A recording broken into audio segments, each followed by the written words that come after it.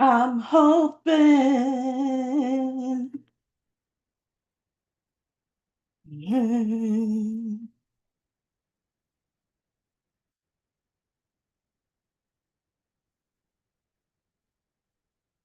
we must stop fighting the peace in our country. We shall all be free. Follow me, follow me to a place can be free. Hey y'all, over there, put an end to racial hatred. Yeah. Can you feel it? It's in the air.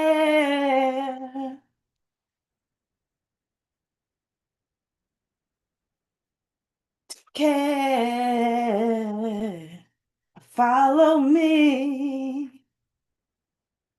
follow me to a place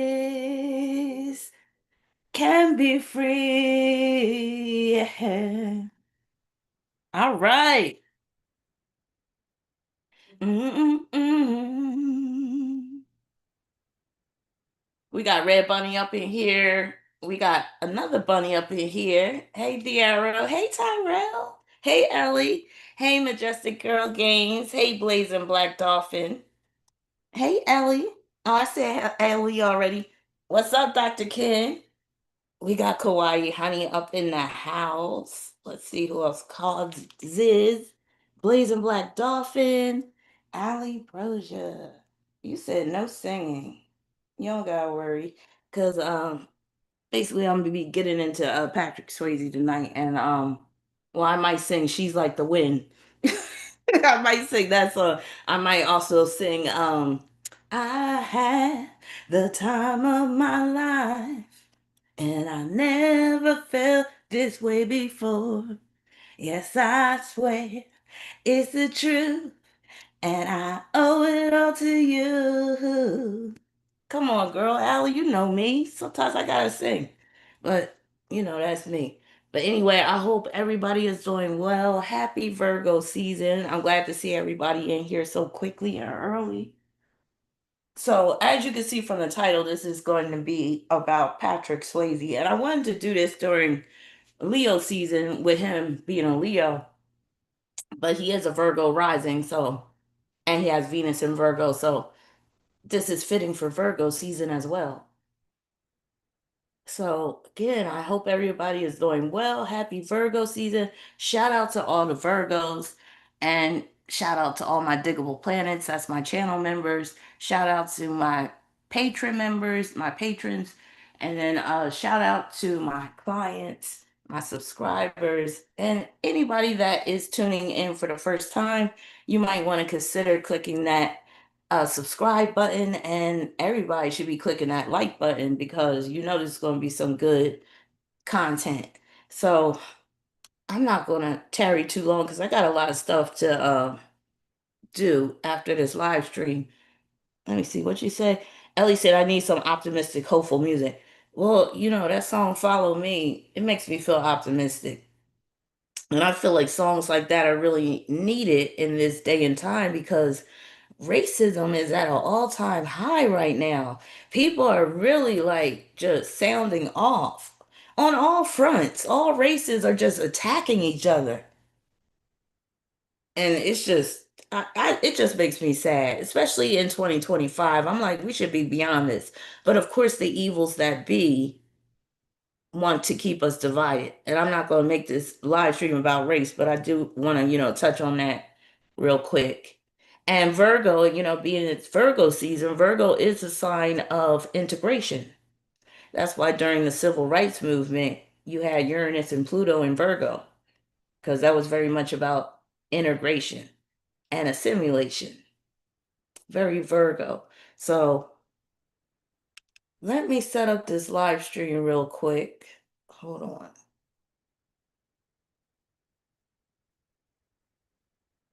Do, do, do, do, do, do, do, do, do, do, do, do, do. Okay.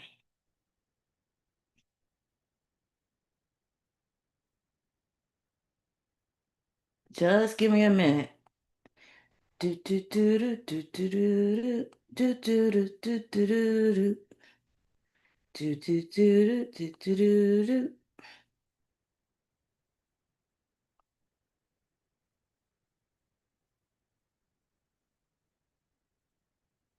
The older I get, the more I'm trying to just stay mellow, if you get what I mean. Where it's going to take a lot for somebody to pull me out of character. You know what I'm saying? Because the older you get, and I'm just rambling right now while I'm setting up this live stream, but I'm just expressing my thoughts right now.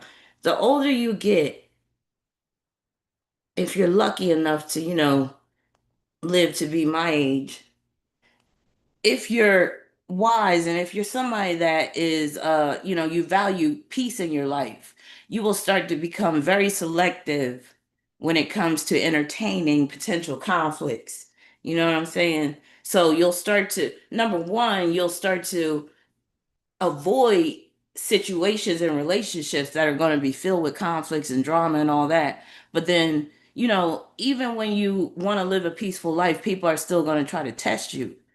So the older you get, that's if you value peace in your life, you'll start to become really selective on what you choose to feed into or give your attention to.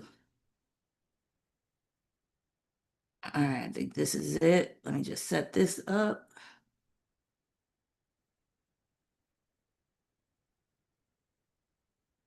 I mean, life is short.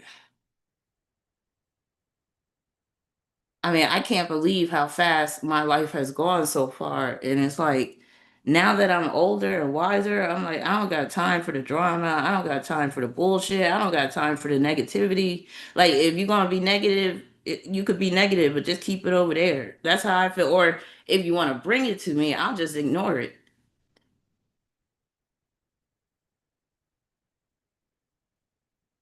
And sometimes silence is the best treatment.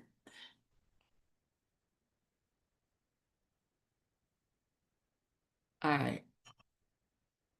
Almost done, y'all.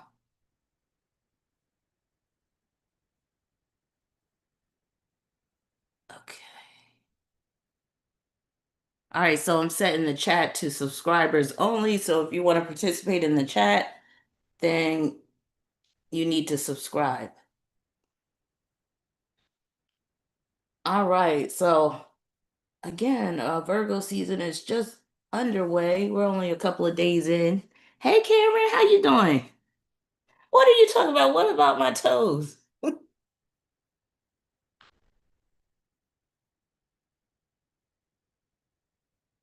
Jupiter going wild said, I've been listening to Wynton Marsalis jazz music. It gives me a ton of love and comfort.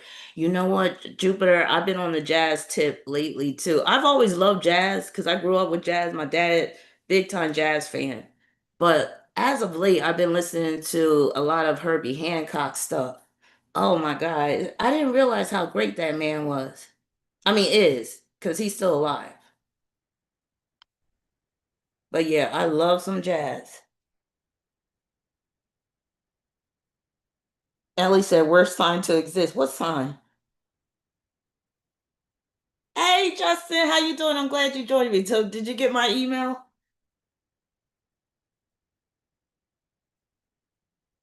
All right, let me share my screen.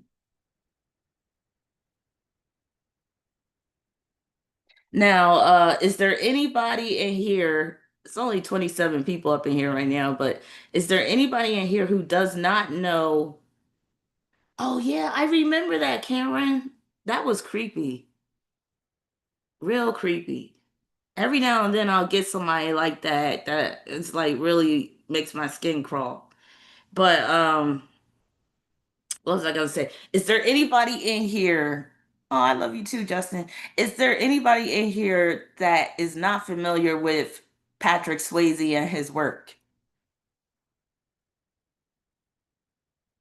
Because he was a little bit before Gen Z's time, but some Gen Z's, members of the Gen Z community, I guess I'll say, they might know of Patrick Swayze through their parents or their older siblings watching some Patrick Swayze movies.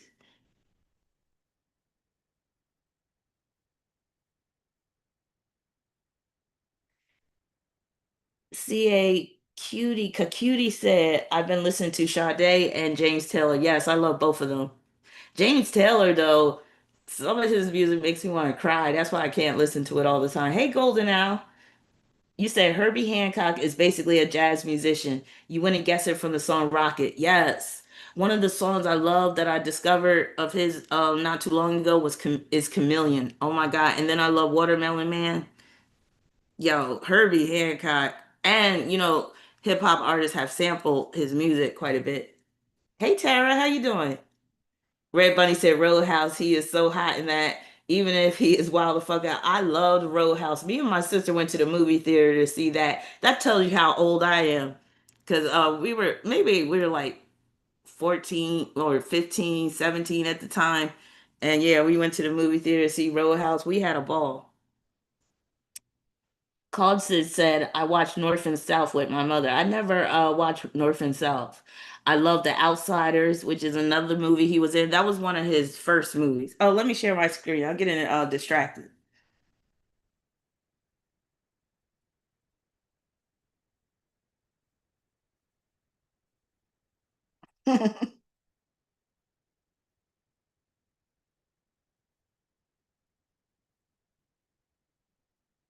Now, Justin, what is your favorite movie? I think you might have told me what your favorite movie of Patrick Swayze's is.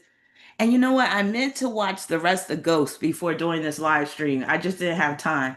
But I'll probably watch it tonight while I'm doing some work. But I've seen bits and pieces of Ghost, but I haven't seen the whole film.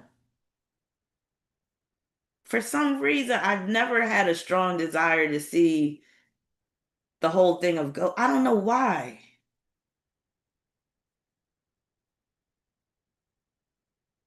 All right, let me pull this up on my phone.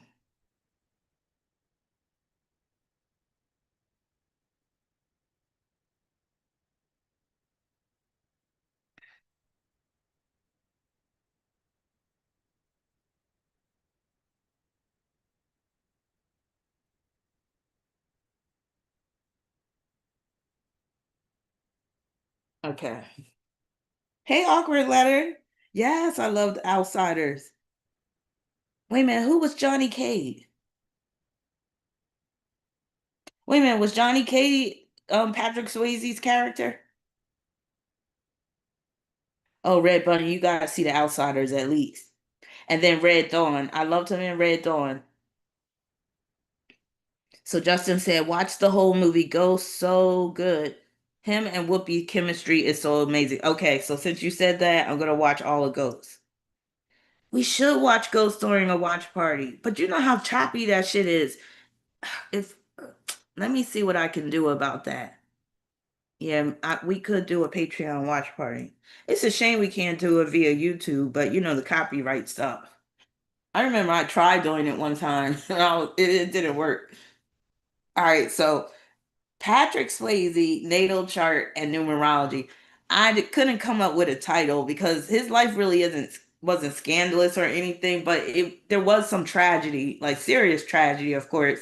He's no longer on this earth, so he died rather young, in terms of death, that is. So let's get into it. So this video has been sponsored by Justin. So thank you, Justin, for sponsoring this video. So Kiki Lock said, I love Ghost, great movie. Justin wants to know. So Justin said, I just want to know the good, the bad, and the ugly about him. I am a Patrick fan and I love The Outsiders, Roadhouse, Ghost, and Black Dog. So out of the movies you mentioned, I've seen Outsiders, I've seen Roadhouse, I've seen some of Ghost, and I've never seen Black Dog. But in general, I just want to know the good, the bad, and the ugly about his chart. You put hood. I know you meant good, but the hood. All right. So here he is as a young man. Looked like he might have been, it looked like that could have been a high school senior photo. So his numerology. So Patrick Swayze being a Leo, he was born on August 18th. And that 18 breaks down to 9. So 18, as you probably heard me say before, if you're familiar with my channel, is a number of spiritual material conflict. Oftentimes, there is a price to pay. It could be a high price to pay for the success you have. Or you might be making a lot of money, but you may not like what you're doing, or you might have to compromise your values in some way. 18s can also get seriously injured. They can end up, you know, having serious accidents, conflicts. The movies involving his fighting, that's very much 18. So, spiritual material conflict, that's the main theme of 18. And a lot of 18 people have serious challenges throughout their life. Now, 18 and especially 9, it's like Aries energy, and it produces a high degree of self determination. It can make a person very driven, passionate, and also a thrill seeker. It can make a person athletic, but also egotistical, narcissistic tendencies are another possible manifestation. Hey, Shine, how you doing? And again, that 18 and 9, but especially the 18, can manifest as accidents and injuries. Now, his life path number was 7, and that 7 points to his artistic expression, including singing, dancing, and acting, his film career in particular, but also his debilitating illness and injuries. So he was very familiar with the inside of a hospital. Now, here's his chart right here. August 18th, 1952, Virgo rising at the 24th degree. That 24 is a very blessed number. It's very, it can lead to a lot of success, a great deal of money, but it doesn't um, absolve the person from serious problems, though. He has Saturn and Neptune in Libra in the first house. Mars and Scorpio in the third house, Chiron and Capricorn in that fourth house retrograde, North Node in Aquarius in the fifth. He has Jupiter in Taurus in the eighth house, Uranus in Cancer in the 10th, Moon in Leo in the 11th, Mercury conjoined to Black Moon Lilith in the 11th, but they're both at the 15th degree. More about that in a minute. South Node at the 21st degree, conjoined to Pluto at the 21st degree. So he has some strong, like, doubling up on degrees like that. And when you have situations like that, astrologically, it can point to a heavily fated life. And then he has Sun at the 25th degree of Leo. So he had a lot of energy in Leo. I would call him a hardcore Leo with all that heavy Leo energy. And then he had Venus in Virgo in the 12th. So let's talk about his parental axis. Hey Indigo, how you doing? And this is where I might get on my soapbox a little bit because I'm always trying to drive the point home about which house belongs to which parent. But it's up to the astrologer's discretion. That's what a lot of modern astrologers would say, or they would say, I'll just say, people are divided on which house should be the father, which house should be the mother. Me, I always default to the fourth house being the father and the 10th house being the mother. Now, Patrick Swayze was born on August 18th, 1952, in Houston, Texas, the second child of Jesse Wayne Swayze, an engineering draftsman, and Patsy Swayze, a dancer, choreographer, and dance instructor. Now, let me just explain something real quick before we get into this parental axis thing. Hey, Tuli, how you doing? So, keep in mind when we're talking about parents, you'll be able to see descriptions of the parent in terms of their life, in terms of their career through the fourth and the 10th house. You'll see it through the sign on the house cusp, but also the planet ruling that house. So the planet that rules that sign on the house cusp is also going to tell you about that parent. So in Patrick Swayze's case, you can really see it with the rulers of those houses. Now, his father was an engineering draftsman, and I had to look up exactly what an engineering draftsman does. So basically, they are a designer of machinery. They design different systems and stuff. Keyword designer. So his so if you take that fourth house, Patrick Swayze has Sagittarius on the fourth house cusp, which would make Jupiter the ruler of the fourth house. Jupiter's in Taurus. Taurus is the designer, and it's opposing Mars and Scorpio. Mars would be where the engineering is coming in. Now, his mother, she was a dance instructor. So, Leo, Mercury in Leo, ruling that 10th house, sextile Neptune and Libra. So, Gemini on the 10th, teaching classes. Mercury and Leo, more than likely it was children.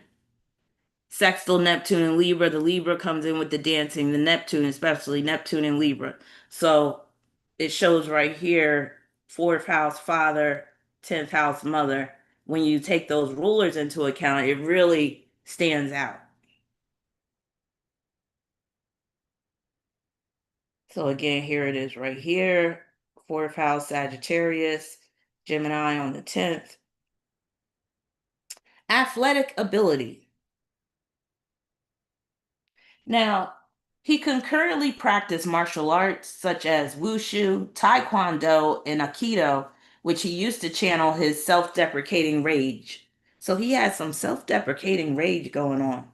So the self-deprecating rage, or just rage that's more so turned inward, can be very much likened to Mars and Scorpio. Anger that's suppressed and that could be turned inward. Sextile Virgo ascendant, it's the Virgo energy that is the martial arts.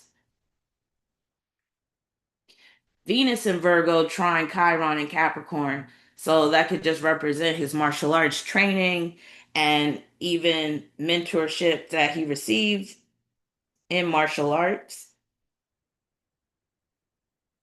And Chiron is very much associated with like martial arts and training certain techniques and very much about instructing as well. Overachiever. Now, of course, he's going to be an overachiever with that heavy Leo stellium in his 11th house.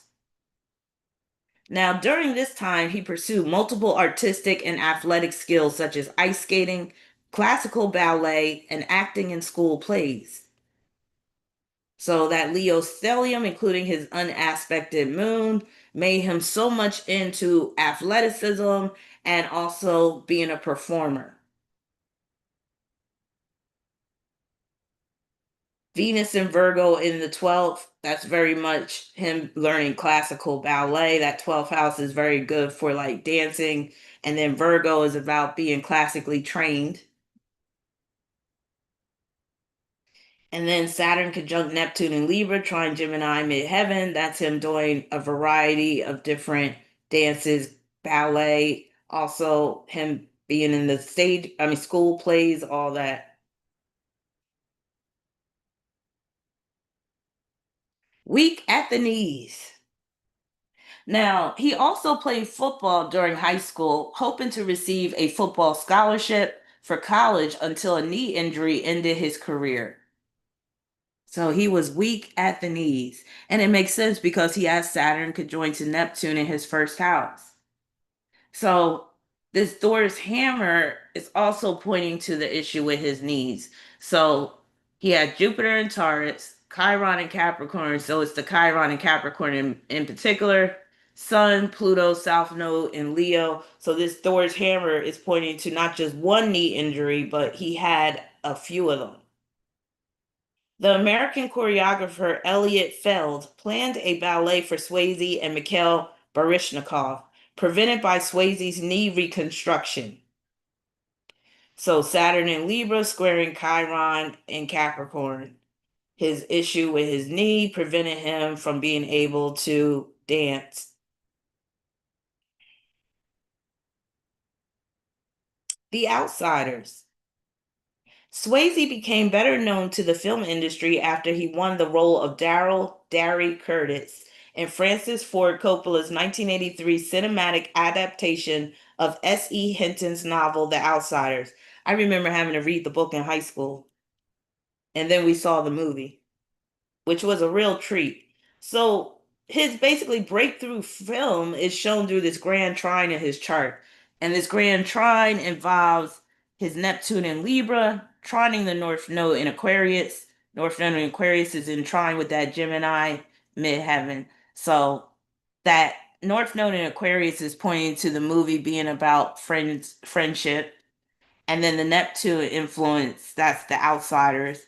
And then the Gemini midheaven, he played a brother, an older brother. And I would think this grand trine, in terms of this movie, resulted in him having friendships with some of his co-stars after the movie.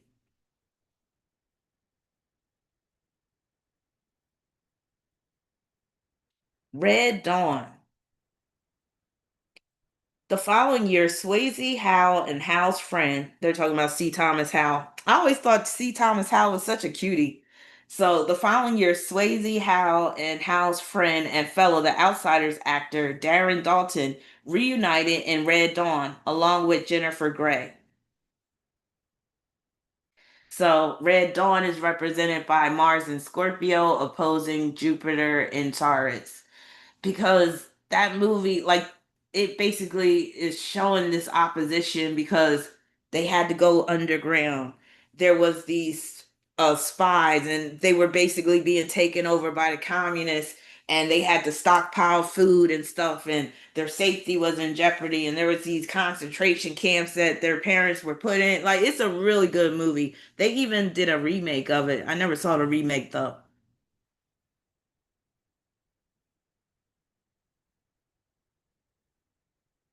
Dirty Dancing.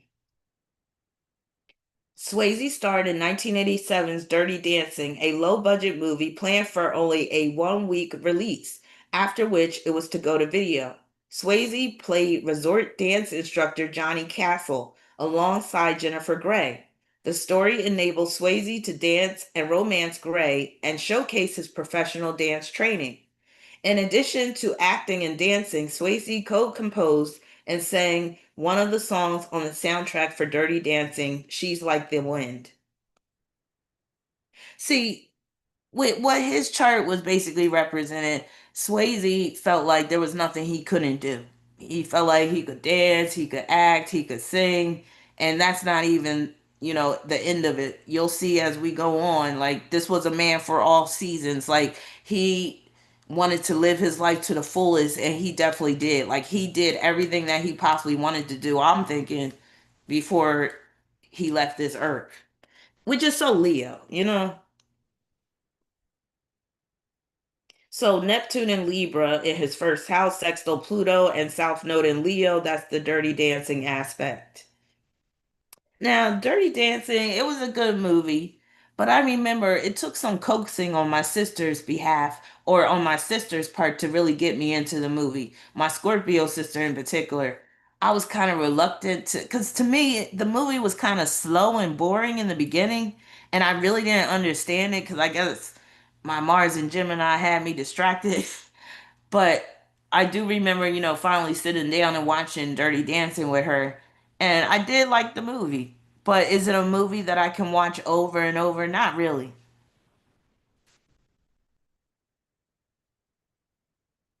So Tara said Dirty Dancing was my favorite movie of his. I love when they do that line dance at the end. And when they're saying, I had the time of my life. And I couldn't stand the chick that played that the lead character's sister. And she was singing that song. She couldn't sing. All right, moving along. Roadhouse. After Dirty Dancing, Swayze found himself in great demand and appeared in several films, including Roadhouse in 1989 with Sam Elliott, Ben Gazzara, and Kelly Lynch. So him being in Roadhouse playing a bouncer or playing the head bouncer, that's very Mars and Scorpio opposing Jupiter in Taurus. So if you haven't seen Roadhouse, check it out. Roadhouse is a pretty good, entertaining film, especially if you like films featuring fights and stuff like that, brawls and all that tough guy type of films. Ghost. Now, in the supernatural romantic thriller Ghost, Swayze starred as Sam Wheat opposite Demi Moore, Whoopi Goldberg, and Tony Goldwyn. Ghost was the grossing film of 1990 and the most rented video cassette of 91. So, Ghost is represented by his Uranus in Cancer, with Cancer representing Ghost, squaring Neptune and Libra, because basically he was haunting his widow, the woman that he had married, and it was really bothering her. That's the main takeaway I got. I have, like I said, I haven't, you know, watched the whole thing, but this is like Neptune and Libra, the wife being in denial, but also she being in sorrow. And then the Uranus and Cancer, that's him bugging her, and he a ghost, and he using Whoopi to as a channeler, as a intermediary. And just this square right here, oops, this square right here, that Uranus squaring Neptune, it can show the challenges he had with playing that role. Because if you're trying to play a role of a ghost, I would think that would bring extra challenges for an actor. You know what I mean? Like, those roles sometimes too, where the person plays a double version of themselves or they play their own twin or something. I would think having to play the role of a ghost would be particularly challenging.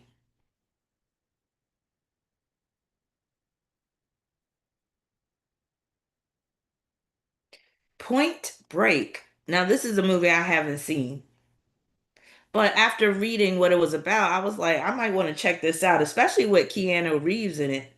Now, in the following year, he starred alongside Youngblood castmate Keanu Reeves in another major action hit, Point Break, in which he performed many of his own skydiving stunts. See what I mean? Like, he's a dude that was like, I could do anything. And that's that overconfidence that Leo can bring. And again, remember, he has that heavy Leo stellium, including Sun, Pluto, South Node, Mercury, and the moon. And that moon is unaspected. So this is a man that thinks he can do anything and everything that he wants to do. And also where he may feel like he has something to prove. Now, this movie is represented by this Grand Trine, especially in terms of him doing his own skydiving stunts, because the skydiving would come in with the North Node in Aquarius. So, Grand Trine, Neptune and Libra, North Node in Aquarius, Gemini midheaven. Now, again, this role right here, where he played a drag queen to Wong Fu, thanks for everything, Julie Newmar. Again, it just shows that he believed that he could do it all. And he basically did. And I believe he was so confident in his manhood that that enabled him to be able to play this role without hesitation. Think about Wesley Snipes, who was his co-star in this film. Wesley Snipes is a hardcore Leo with his son could join to the moon in Leo. Again, that can be a man that is so confident or so secure in his own manhood, because a lot of Leo men are, that is okay with playing the role of a drag queen because he doesn't feel that it's threatening his manhood. So in 1995, Swayze appeared in the movie To Wong Fu, Thanks for Everything, Julie Newmar, starring alongside Wesley Snipes and John Leguizamo as three drag queens whose car breaks down on a cross-country trip, leaving them stranded in a small town. So remember, Patrick Swayze has Mercury conjoined to Black Moon Lilith, and they're both at the 15th degree of Leo. That was him being able to easily channel the woman inside of him, the feminine side of himself, that shadow side, which is female. He was able to bring it out in its full form and in its most dramatic way, as you can see in this image right here. That was a bad image I chose. I didn't even realize it had that watermark on it. Now, also, this Grand Trine made it easy for him to play the role of a drag queen as well, with his Neptune and Libra, especially Neptune in the first house, because that can make a man very fluid in terms of the way he presents himself, where it's easy for him to get into certain characters. North Node in Aquarius, Gemini midheaven. And then also Neptune in Libra in the first house, sextile Pluto, and South Node in Leo. This sextile right here is the epitome of drag queen performing all day. Because Leo is performance and also the drama that comes with being a drag queen, over the top. And then the Neptune is the drag itself. And then also him having Venus in Virgo in the 12th helped him to be comfortable presenting as a drag queen as well. Because 12th house, like Neptune and Pisces, that's the sign of drag.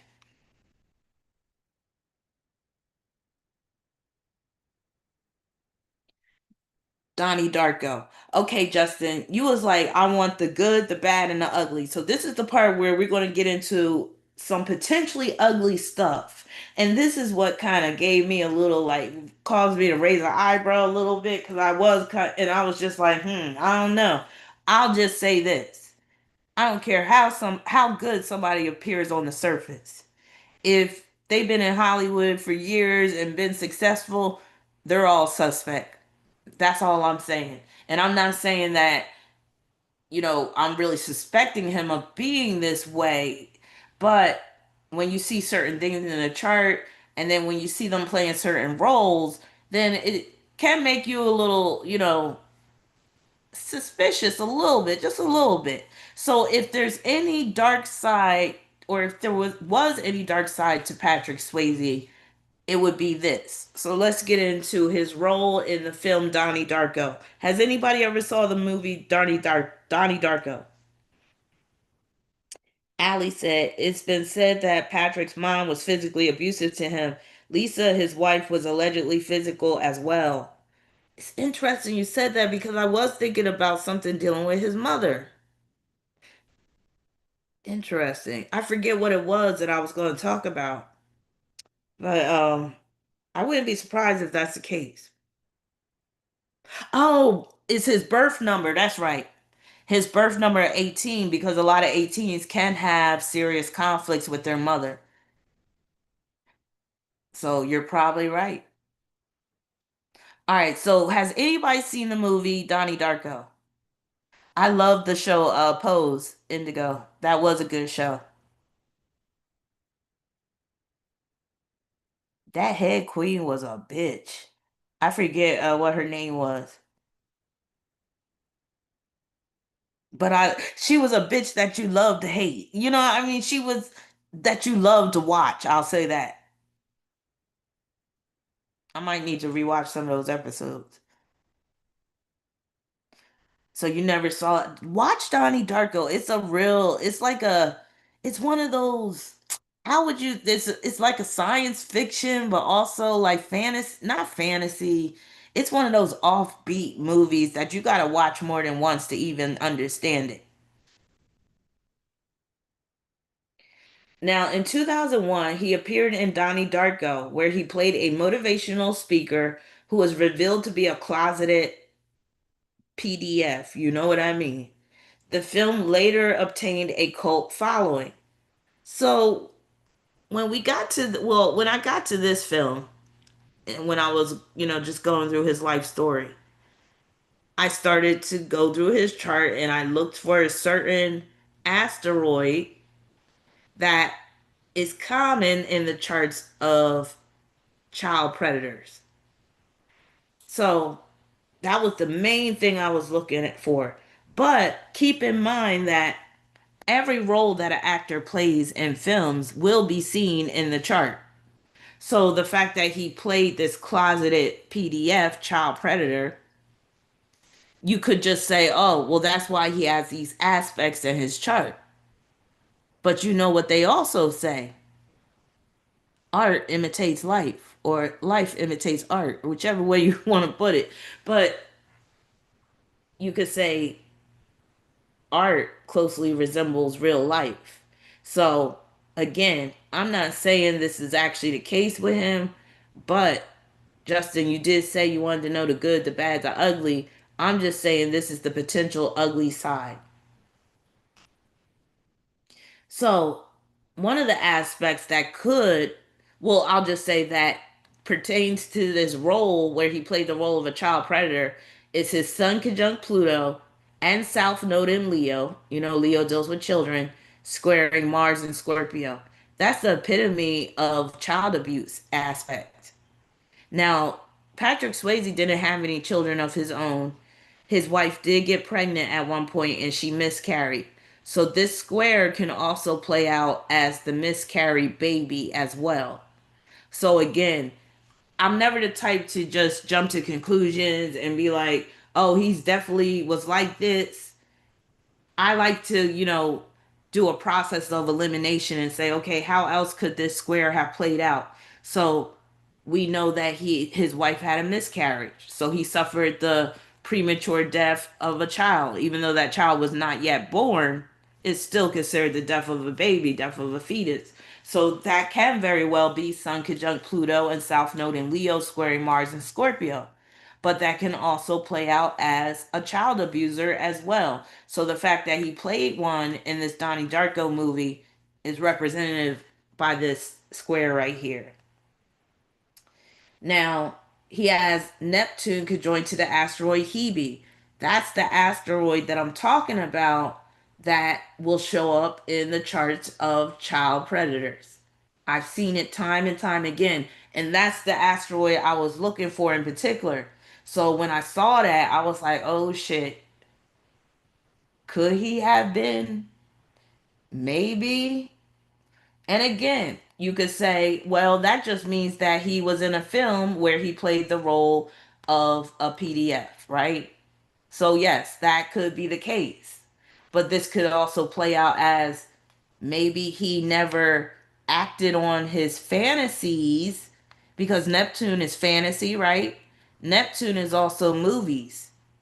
So maybe he has some stuff on his computer. You never know. And again, when we're dealing with these Hollywood types, but not even just Hollywood types, your average Joe across the street is into this shit. That might be where that comes from, awkward letter. Awkward letter said, is that where heebie jeebies comes from? That's crazy. But yeah, maybe. But yeah, so it just makes you wonder when you see this asteroid show up in the charts of people if they were really like that. And like I said, if he didn't act on it, maybe it was a fantasy of his, or maybe, maybe he took that fantasy into watching that type of porn, if you know what I mean, because Neptune can represent that. And again, a lot of times, if you make it really big in Hollywood, you're going to be compromised in some way. They're going to have some shit on you so that if you ever step out of line, they could use it against you. So Ellie, Hebe deals with children, but it also deals with like serving, being of service to others. A lot of times you'll see it in the service industry, like in terms of like being a waitress or a waiter. But there's this child youth theme to it. And the symbol for Hebe actually looks like a martini glass. But so it does have a strong like serving people at the bar type of theme. But if you think about it, it can also be serving a child something that's going to put them, put them in a sedated state so you can do what you want. But again, Hebe mainly deals with youth. And when you see it show up, it can deal with different types of youth situations. So I'm not saying that every time you see Hebe, it's dealing with PDFs or child predators. No. But if you have a suspicion of somebody being that way, and then you see Hebe connected to a planet in in their chart, especially if it's a planet associated with sex or like filmmaking, like this right here, Neptune could join the Hebe, then it does make you wonder. It should make you raise an eyebrow. I'll just say that. So it's like the same if we're talking about the sign Leo, like how I'm saying with this square right here. So with somebody who's not like that, a normal person, this square can play out as the death of a child, whether it's through miscarriage, abortion, whether it's through a child getting hit by a car. But then this can also play out in an evil way with child abuse because of the Leo theme. So again, it doesn't always have to automatically equate to child predators, but it's possible. The potential is there. Red Bunny said, then she let strange friends into her house, drugs, and her daughter was likely SA'd by them. Who are we talking about?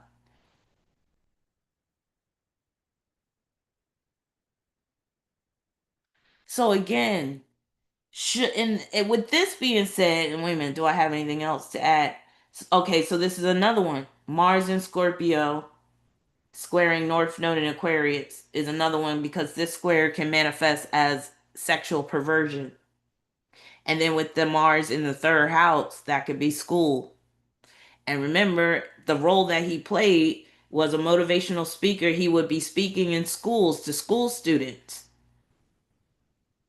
So this could just be okay, this square is there because he did play that type of role in this film, but it could also play out in his real life. So, again, should we give him the benefit of the doubt? And then, especially when we take this aspect, it keeps getting worse, man. I forgot how bad this part was. Now we're talking about Mars contra parallel asteroid Nessus. And Nessus can deal with rapists, sexual predators, abusers. So again, if somebody is just playing this role in a film, right? Would they have all this going on? I'm just saying, I feel like some of it would be playing out in his real life. And let's be real, he's at 18. He was an 18 birth number. Now I sound like I'm trying to convince y'all that this man was really evil like this. But again, I can't put it past people in Hollywood, especially when he was mega successful like he was. So I do have to basically, consider this part. So again, I'm like, okay, yeah, he played this role in this film, but all this stuff he got going on, like in terms of his chart, I'm like, I feel like some of this would have played out. Now, let me let me say something in his defense. I'm gonna play devil's advocate here. This could also mean that maybe he was around those type of people. And we know it's Hollywood, so yes. Hey Jane. So we know it's Hollywood, so of course he was around these predators. But again, I'm seeing things that are basically where he's owning it. Like the Neptune could join the Hebe in his first house. That's dealing with him alone. So again, I don't think we can really give him the benefit of the doubt, considering that he was such a mega star. And again, we can look at it from this perspective too, right? If as an actor you have any type of free will, and I do think they do have a say in what movies they choose to what characters they portray, what movies they choose to act in.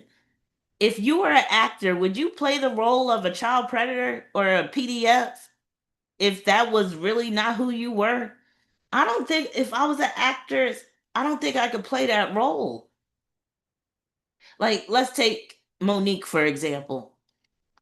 Monique was playing the mother in that movie Precious. If I was Monique, I don't think I would have played that role. I think I would have turned it down. And I'm sorry, Monique played that role so well. I wouldn't be surprised if she got that in her. Like the potential is there for her to be abusive like that. Not saying she actually is, but the potential is there.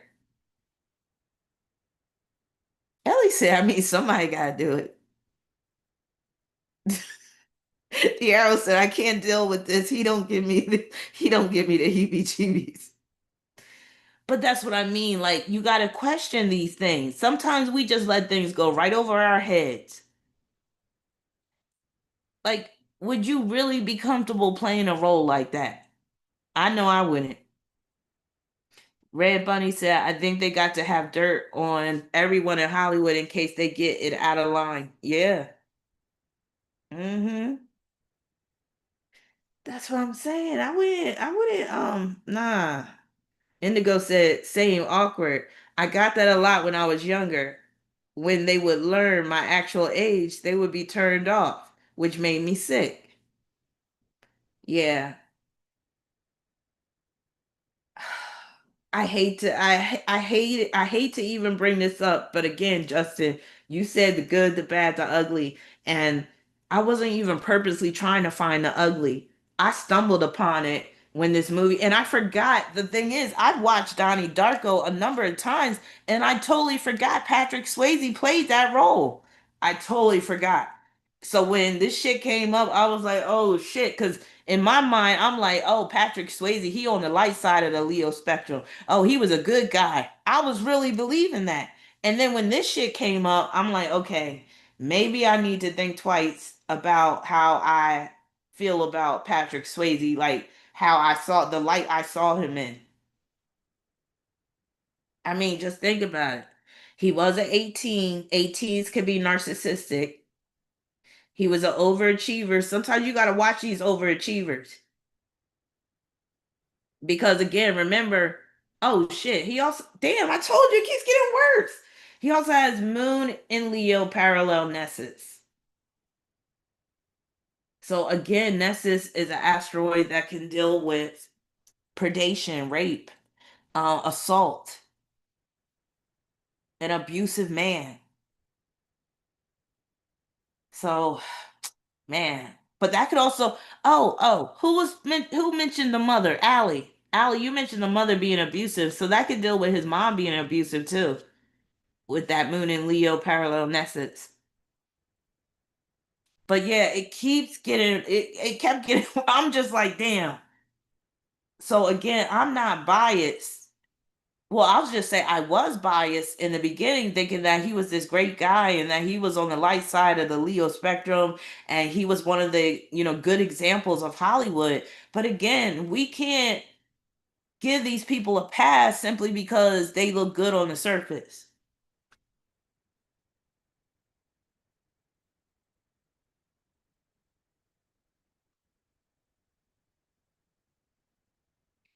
All right, sexiest man alive. People magazine named him the sexiest man alive. So that's dealing with his sun and Pluto and Leo, sextile Gemini midheaven. Walk of Fame. For his contribution to the film industry, Swayze was given a star on the Hollywood Walk of Fame in 1997, and he got this star on his birthday. So his solar return came into play with that, especially with Leo being the celebrity, Leo being the star. Also, transiting Saturn was in Aries in his seventh house. It was in trine with his South Node and Pluto. So that's him getting recognition, him being basically etched into his when they had your name etched into the whole star and all that. Now your name is on one of the stars that people are walking on. I don't like that idea if you really think about it, because I'm very spiritual in a mystical type of way. So I'm superstitious about stuff. And when you're walking on somebody's name, I don't think that's very respectful. Would you want millions of people walking on your name? This is why Hollywood is cursed. Like, it's part of the it's part of the trapping. I'll say it's a symbol for the trappings of success in Hollywood. I feel like that star on the Walk of Fame, and you got all these people walking on your name. That can't be positive energy. And then they put their handprints in the sidewalk too. I'm like, man, and then people be coming along and they be putting their hands in the person's handprint. I'm like, nah, I'm good. All that fame, mm-mm. Transiting Jupiter and Aquarius, opposing Mercury and Leo. That's like all the fans turning out to watch him get this star on the Walk of Fame. And then also the transiting North Node. He had a lot of good transits on this day. Transiting North Node in Virgo in his 12th, trine Jupiter in Taurus, transiting South Node in Pisces, sextile Jupiter in Taurus. That's him having more value as a result of getting this Walk of Fame star. Knocked off of his high horse. So remember, I said with his chart, especially that Leo stellium in the 11th house, he was an overachiever. He felt like he could do it all. He wanted to do it all.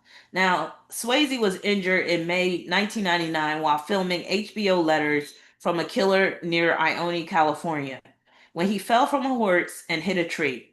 Both of his legs were broken, and he suffered four detached tendons in his shoulder. So again, this is where that Thor's hammer shows up. Jupiter and Taurus is sesqui square with Chiron and Capricorn, sesqui square Pluto and South Node in Leo, square Jupiter and Taurus. The Jupiter is coming through with the horse. That horse is represented by Jupiter. His legs being all busted up, Chiron and Capricorn. Now, Swayze was diagnosed with pancreatic cancer shortly after filming the pilot episode, but continued working on the show while receiving treatment. The Beast premiered on January 15th, 2009, and ran for one season. So, the pancreatic cancer is shown through his Uranus in Cancer, ruling the sixth house, squaring Saturn and Neptune in Libra. So he has Aquarius on the sixth house cups, which just makes him a natural candidate for getting cancer. And especially with Uranus in Cancer, Cancer is ruling the pancreas. And then squaring Neptune in Libra, that's preventing him from being able to film. Unaspected moon in the 11th, ruling the 11th parallel Nessus. So this right here is making me think something, because Nessus can also deal with like a toxic substance or a poisonous substance. So you could either say that could be the chemotherapy that really weakened him even further, or even the radiation. And with that moon in the 11th alone, that can make him a candidate for cancers dealing with the moon rule areas of the body. So that would be stomach, pancreas.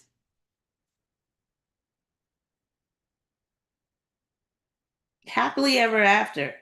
Now, Swayze was married to Lisa Niemi for 34 years from June 12th, 1975 until his death. They had no children, but Lisa had suffered one miscarriage. They met in 1970 when Swayze was 18 years old. Naomi, 14 at the time, was taking dance lessons from Swayze's mother. In a 2008 interview, Swayze stated that Naomi was the inspiration for his song She's Like the Wind. So I guess he fell in love with a 14-year-old when he was 18. And back then people didn't have any problem with it because of the 70s, the 60s, 50s. It was different. It was a different time, the boomers like to say, and those older generations. But yeah.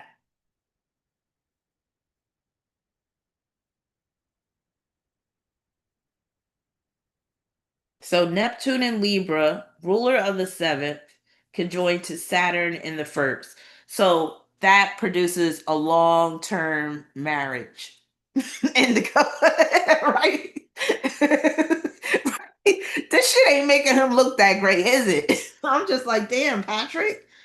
I mean, I'm trying to help your case, but you ain't coming out of this looking that clean. I'm just saying, like, damn.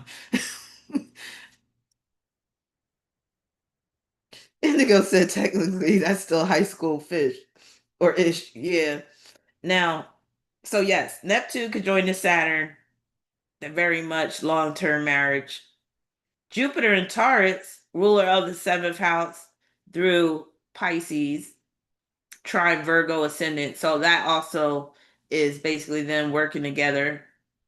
And that can produce a marriage that's very much about practicality, and that can promote longevity as well, that earth energy.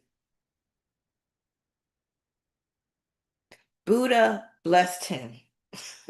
Now, in 1989, Swayze said, I've always felt that there was something different in there, my personality, but I was scared to look for it. I fear I wouldn't find anything. That's the reason I got into Soka Gakkai Buddhism, and earlier in life took EST training, was into therapy, into transcendental meditation. I was trying to support that side of myself, but in Texas, there isn't much support for that part of you. I finally found what I was looking for in the Soka Gakkai tradition of Buddhist practice.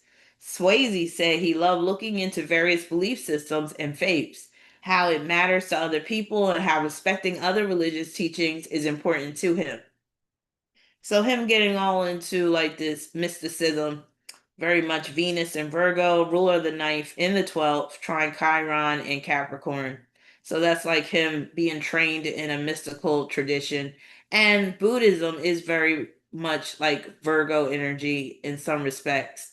Because it really teaches you kind of how to live your life. They promote vegetarianism, which is so Virgo. Neptune and Libra trying Aquarius North Node. That's him basically being open to different type of spiritual beliefs, joining a group as well, a spiritual group. Alcoholism and Arabian horses. So he was a horse enthusiast. Him having that Jupiter and Taurus, that can mean like a lot of money was spent on horses, and he made a lot of money through horses because he started to breed horses.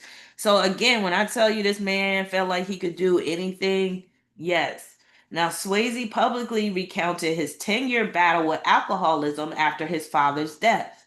He entered rehabilitation in the 1990s, and after recovery, Swayze temporarily withdrew from show business, staying on his ranches in California and Las Vegas to breed Arabian horses. His best known horse was Taman, a chestnut Arabian stallion.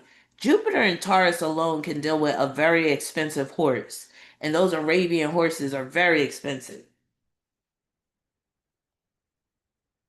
So him basically becoming an alcoholic for 10 years, that's and as a result of his father's death, that's Saturn, which it would represent his father, conjunct Neptune and Libra in the first house, and Neptune being co-ruler of his sixth house. He also had Neptune contraparallel Bacchus. Bacchus is an asteroid that often is indicators for addiction. Breeding Arabian horses. So that's his Mars in Scorpio opposing Jupiter in Taurus. That's the breeding of the horses because the Scorpio is representing, the sex part and also the genetics. And with Mars and Scorpio in the third house, that was him learning all he could about the genetics of horses.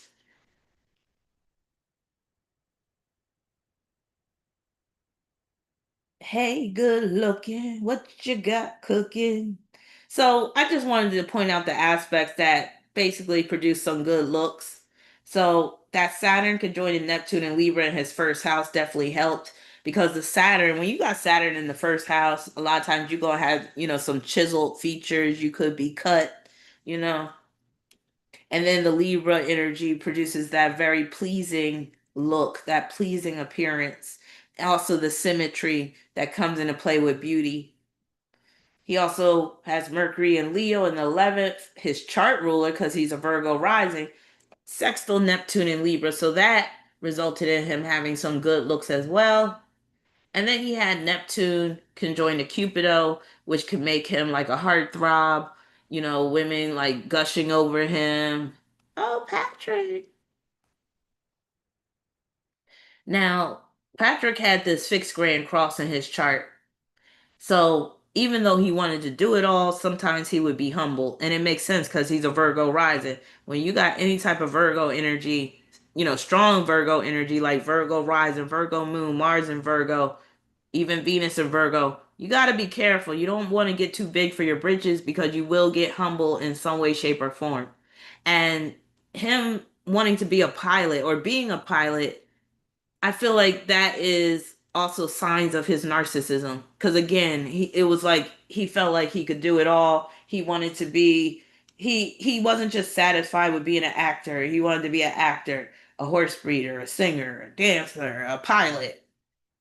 Now, Swayze, who was also an FAA licensed pilot with an instrument rating, made the news on June 1st, 2000, while flying with his dogs in his twin engine Cessna from Van Nuys, California to Las Vegas, Nevada. His plane developed a pressurization problem, causing Swayze to make a precautionary landing on a dirt road in a housing complex in Prescott Valley, Arizona. So he basically risked killing somebody, but that's very narcissistic. A lot of narcissists will take risks that could put their life and the lives of others in danger. Now, the plane's right wing struck a light pole, but Swayze was unharmed. According to the police report, witnesses said that Swayze appeared to be extremely intoxicated and asked for help to remove evidence from the crash site, namely an open bottle of wine and a 30 pack of beer. So he was faded, flying a plane and crashed, and he didn't do no time. So again, we can't say that Patrick Swayze was a squeaky clean guy if he's trying to cover up the fact that he was flying drunk. Like he should have did some serious, or not maybe did serious time in jail, but he should have been charged in some way for this DUI, something. But when you have connections like that, yeah, yes, Gemini midheaven, Jane, yup, multiple professions, very much so. But yeah, when you have clout and you got money and you're a star, oh yeah, we can sweep stuff under the rug. You might not have to, really face the repercussions like a normal person would. Now, he made himself unavailable to police for several hours. It was later determined that the alcohol in question was not in the cabin, but stored in external storage compartments inaccessible in flight. And the probable cause of the accident was Swayze's physical impairment due to the cumulative effects of carbon monoxide. Yeah, that's basically how they crafted the story. Whatever. Effects of carbon monoxide from engine exhaust byproducts. You see how they fixed this to make it seem like he wasn't drive or flying under the influence. Carbon monoxide from heavy tobacco. This is what happens when you have enough money to pay off the police. Carbon monoxide from heavy tobacco use and the loss of an undetermined amount of cabin pressurization resulting in hypoxia. So this plane crash is represented by his Saturn and Neptune in Libra, which shows that yeah, he was drunk, squaring Uranus and Cancer. So I don't care what this official report says. This square right here is showing that he was flying drunk, and probably he was used to doing it and it just caught up to him on that day. And that Grand Cross, Mars in Scorpio, North Node in Aquarius, Jupiter in Taurus, Sun, Pluto, and South Node in Leo. And you know that Leo influence, that's his overconfidence when it came to flying. It's in the 11th house. 11th house, that's flying, him being a pilot.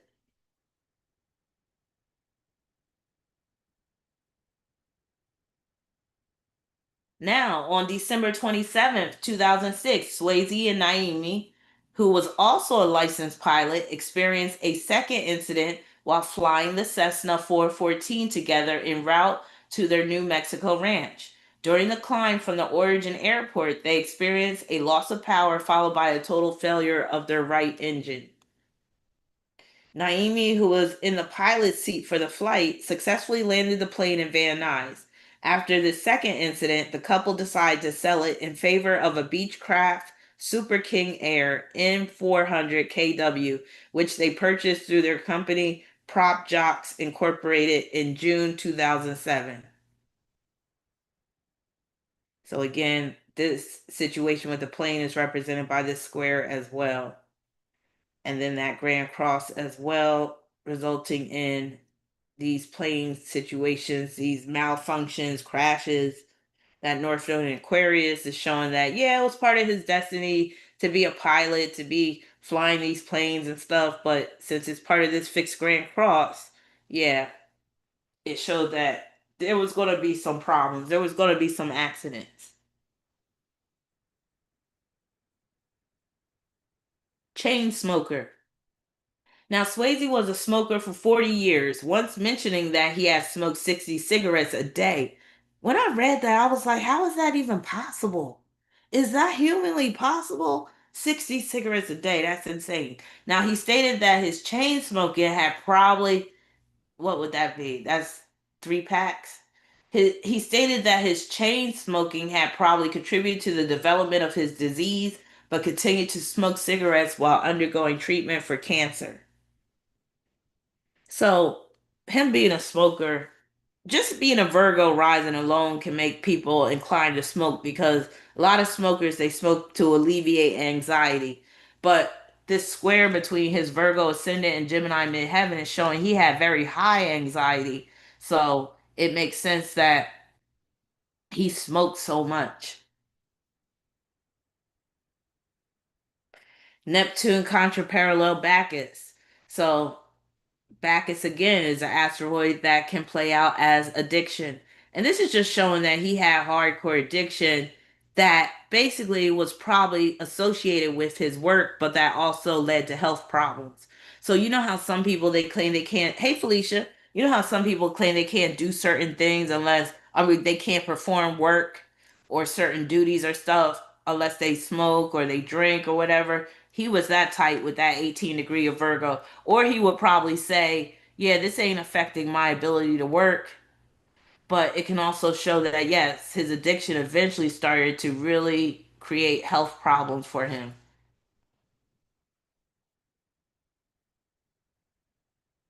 Terminal illness. Now, in late December 2007, just after filming the pilot episode for The Beast, Swayze began to suffer a burning feeling in his stomach caused by a blockage of his bile ducts. 3 weeks later, in mid January 2008, he was diagnosed with stage 4 pancreatic cancer. He traveled to the Stanford University Medical Center for chemotherapy and treatment with the experimental drug Valtolimib, which doctors hoped would cut off the blood supply to the tumor. So, again, that pancreatic cancer is shown through Uranus in Cancer, squaring Neptune in Libra. And also, remember, he had the unaspected moon in the 11th house. And I always say unaspected planets, they're running wild in the chart, which means anything can happen, good or bad. Now, he also had a quincunx between that moon in Leo and his vertex in Pisces in the 6th house. So this makes me think that that pancreatic cancer was probably as a result of his alcoholism because he had been battling alcoholism for 10 years. So I would think all of that drinking did a job on his pancreas, even more so than the smoking. And then he also had Mars opposition Hygeia. Hygeia is an asteroid that deals with health issues, health conditions, health care. Uranus and Pluto running parallel to Hygeia as well. And again, that Uranus and Cancer, that's the placement dealing with the pancreatic cancer alone. And then he had ascendant conjoined to Pandora in Virgo. You know, you've heard of the term Pandora's box. It's basically when you are opening something, you're unleashing a bunch of ills and evils to the world. So this made me think that, okay, he was in a very vulnerable health position anyway, having Virgo rising number one with Venus and Virgo in the 12th. But then to have ascendant conjoined to Pandora and Virgo is basically kind of showing that he brought this on himself, the way he was living his life in very unhealthy ways, smoking 60 cigarettes a day, drinking heavily for 10 years, and then even performing his own stunts and stuff like that. That airplane crash, you know, even if he wasn't seriously injured, whenever you go through traumatic situations like that, it produces a shock to the system. And sometimes even just a shock to the system can trigger cancer later on in life. So yes, this ascendant could join the Pandora in Virgo. I would say he brought this cancer on as a result of his unhealthy living.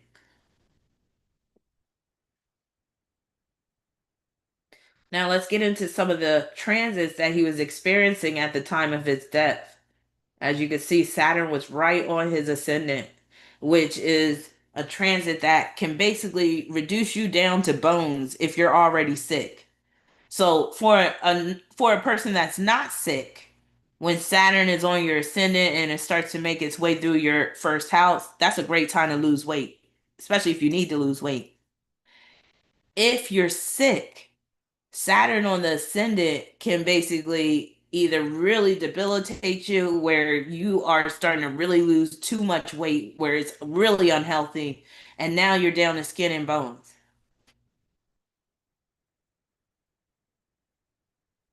Final farewell. Now, Swayze died with family at his side at his home on September 14th, 2009, at the age of 57, 20 months after his cancer diagnosis. His publicist confirmed to CNN that he had died of pancreatic cancer. So, transiting Uranus and Pisces was opposing his Virgo ascendant. You could look at that in two different ways. Number one, this can be his fans that were, crying and they were, mourning his death when they found out. But this can also deal with his time being in the hospital, but also him being administered certain drugs, namely morphine, I would think. And then transiting Uranus in Pisces was forming a quincunx with his sun in Leo. If he's already suffering from stage 4 cancer, this type of transit and this opposition is can easily take him out, which it did. And then transiting Uranus and Pisces, trine Mars and Scorpio. This is a positive transit. Oftentimes, when someone dies, you will see them having positive transits. Now, number one, this can deal with the outpouring of, the his fans basically sending their condolences and stuff like that, and posting on social media, oh, rest in peace, Patrick Swayze, and all this type of stuff. But this can also represent a death that comes rather peacefully. And it could be because he's being administered heavy doses of morphine. So let's talk about morphine and death real quick. Because with my North Node in Scorpio, I'm always fascinated about the subject of death. I want to learn as much about death as I possibly can before it's my time. So I've often wondered about the whole death process when morphine is involved. And I'm under the understanding or belief that a lot of times when they put you on that morphine drip, it's the morphine itself that's taking you out, not your actual illness. And you could, at first I used to look at it as this is horrible, like they're killing these patients off. Like once you go to hospice, right, and then they put you on that morphine drip, you only got a matter of days, maybe not even 2 days before you pass. That's if you're in a really incapacitated state. Now, I used to think that that was kind of like that's messed up. I used to be like, why can't they just let the person die naturally? But now that I think about it, I look at that as mercy killing. Like they're being merciful because a person is in so much pain at that point. They're losing their bodily function. Like their body is shutting down anyway. They're going through the death process. And that morphine is basically making it easy. It's easing the death process. But I noticed they don't talk about morphine like that. They basically just say, "Oh, they're on morphine because they're in so much pain and we got to give them." Oh, Tara, perfect. You're a nurse. Yes. Break it down. And you work in nursing homes. Yes. Please enlighten us about the whole morphine thing. So you said, "I hate when my patients are on morphine. I won't give it unless they need it." I love it. Because I feel like some. Now, tell me, Tara, do you feel like sometimes they know that they're going to give these people morphine because it's going to basically, like, end their life quicker than allowing them to just continue to suffer on their deathbed having that slow, painful death. Tara said, and I hate when the family try to push us to give morphine. But I would say if I was really sick and I knew I had a terminal illness, I would say give me a hot dose of that morphine so I could just drift off into la la land forever. Like if I knew that there was nothing that could be done for me to save my life, and I'm just waiting for that day when the Grim Reaper is gonna come and take me home. I think I would rather just say, yeah, just keep on pumping that morphine in me until I just, I don't ever wake up. Tara said it's so they don't suffer.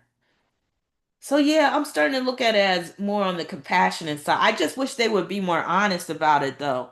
Because I think some people have hope still, like when they hear that like some of their loved ones are on morphine, and then next thing you know, well, I'll just say this.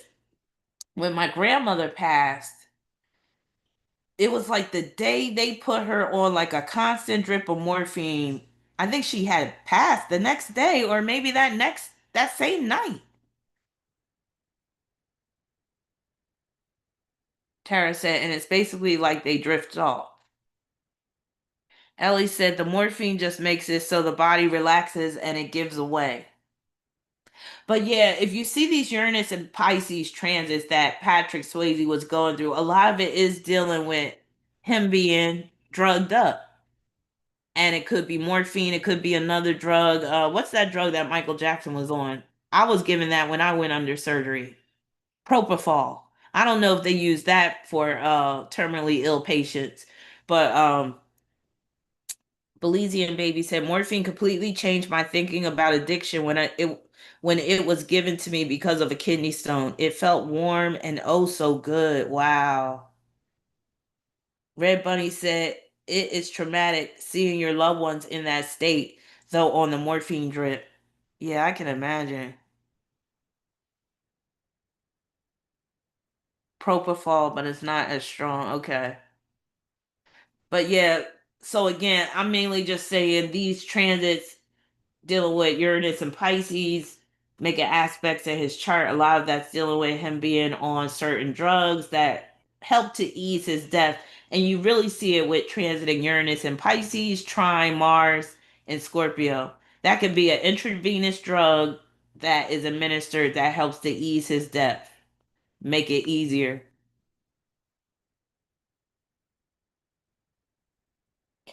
Transiting Saturn could join the Virgo ascendant, like I said before, that can really cause him. And that could have also dealt with where he couldn't even assimilate nutrients anymore when Saturn on his ascendant like that. So, like, once your body can no longer assimilate nutrients, that's it, it's gone. And the reason why I focus on nutrients is because Virgo. So, Virgo is nutrition, nutrients. And with Saturn, Saturn will deplete you of things, it will create deficiency. So basically, even if he was on a feeding tube at the time, maybe his body wasn't even able to process the food, the liquid food that they were giving him at that time. Ellie said, I love me some drugs. And then she said, controlled, of course. I ain't even gonna lie. When I was given some Percocet when I got a tooth extraction, I had a good time on those Percocets. I really did. And I was a little sad when I ran out of them. I was like, damn. And when I got had my surgery, um, what did the doctor gabapentin? Those gabapentins. I was like, oh yeah, these are nice. Valium is nice too. I remember having Valium before. What else is nice? Uh, hydrocodone. But what's the brand name for that? The hydrocodone. That's pretty good too. So I can definitely see how people get addicted to pills real easily.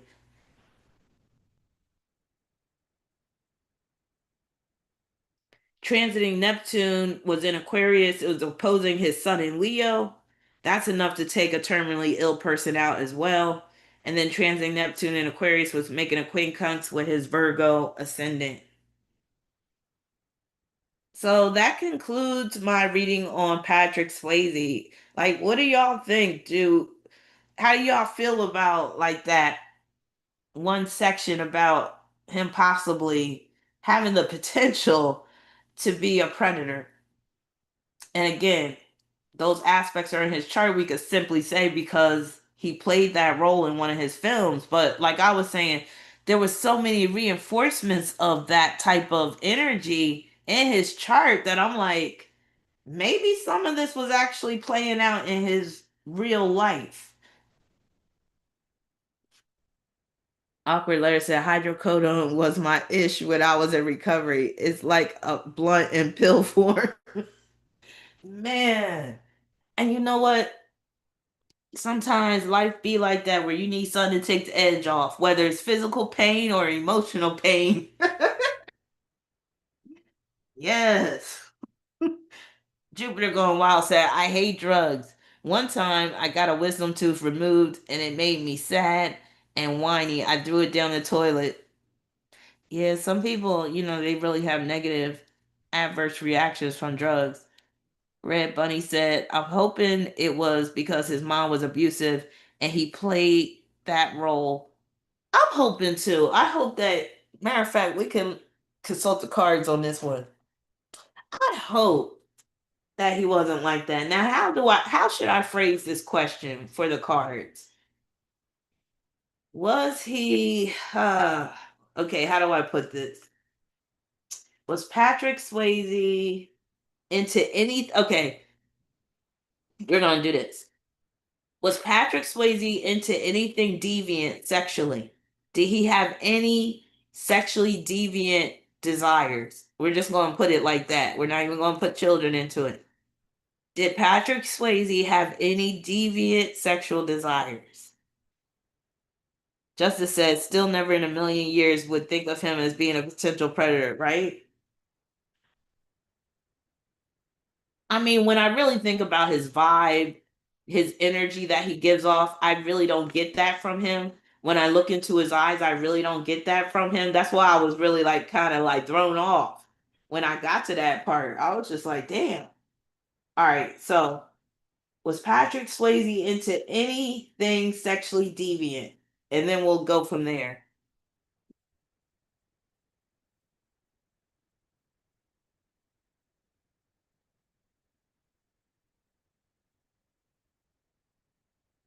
Okay.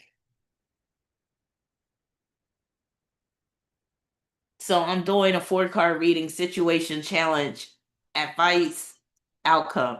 So the situation is showing Eight of Cups. That's his death. A lot of times Eight of Cups comes up when somebody has passed on. Challenge is the Queen of Pentacles. So that Queen of Pentacles can represent a sense of normalcy. So if it's in the challenge position, it's basically just acknowledging what I'm asking. Like, is there anything deviant about him sexually? Now let's see what the advice is saying. I got the Queen of Wands. So that's not really pointing to anything deviant. So that makes me feel happy. And then I got the Star card. So I'm not seeing signs of deviant sexual energy. The Star card could mean, though, that he could have had a little bisexual tendencies. But I don't see. And with that Queen of Wands, that's making me think To Wong Fu. That's making me think the character he played in To Wong Fu, the drag queen. So maybe he had some sexual proclivities where he did like to get dressed up in women's clothes every now and then and role play, and he could have been into that. But I don't see, like, if I believe the cards would have showed like a page of cups or something if it dealt with children. This Queen of Wands is more so showing, yeah, to Wong Fu, him playing that drag queen. And he probably got turned on at times wearing silk panties and shit, wearing a bra and putting lipstick on. You never know. He could have found it, erotic. So that makes me feel better. It does make me feel better because, and again, I don't see it in him, but I just hate that he has all that in his chart that could have. But then again, like I said, another possibility could have been he was a witness to seeing some of that because Hollywood is full of these predators. So maybe he was a witness to seeing something like that go down and he never spoke out about it. He just kept his mouth shut, which is wrong in and of itself. But again, if you want to be successful in Hollywood, you got to learn how to keep your mouth shut. That's why they be taking pictures with their that finger over their mouth, doing like shh. Yeah. Kawhi said, did he ever experience any abuse at a younger age? Do you mean physical or sexual or just abuse in general?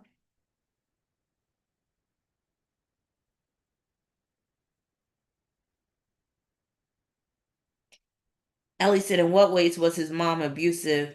Well, Allie, she had said that she thinks his mom was physically abusive. Now, with his moon in Leo, that could be a mom that is narcissistic herself. It could be a mom that's very domineering. And it could be a mom that would put her hands on you if you get her mad. So I wouldn't be surprised if there was some, and especially remember, his moon is unaspected. So that could be a mom that is just off the chain, like she crazy, flies off the handle. Moon in the 11th house, that could be my way or the highway type of mom. And I've seen 11th house moon people have serious challenges with their mothers. Tiger Lily said he could have been a victim himself. With that Neptune in the first house, that's possible. Especially with Saturn, because you never know. His mom could have took her anger out towards his father or the Patrick at times.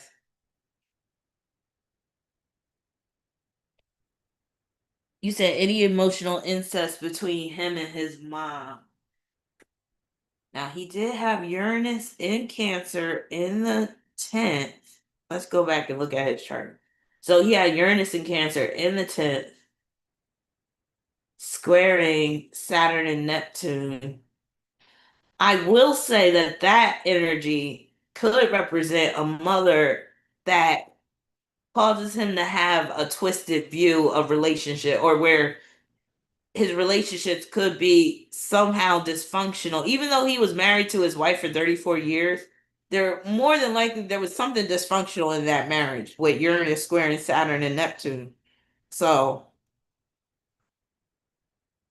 he probably learned dysfunction from his mother. And let me consult the card to see if there was any emotional incest.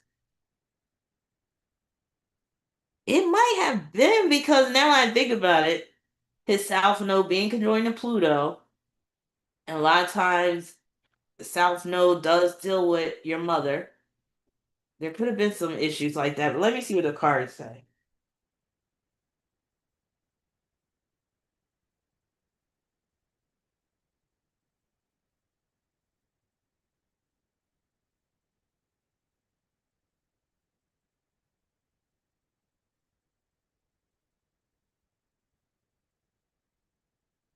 Pen of Cups, Challenge, King of Pentacles, Sun card.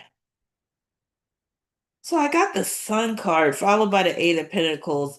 So I wouldn't say emotional incest, but more so where I would say his mother tried to stunt his growth and development. And it could have been by beating him down physically or verbally whenever he would be too maybe confident in himself. And his mother could have been childlike herself. Jupiter going wild said, my son is in the 10th house of Scorpio, and I had an abusive relationship with my mother. She hated having daughters. Wow.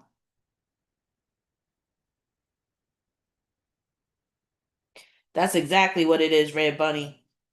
So emotional incest is often where the parent is sharing details about their life, like that the child should not even be aware of, they're involving the child in conversations that the child should not be involved in. They're dependent upon their child emotionally in a way that they would be dependent upon a lover or a husband. So yeah,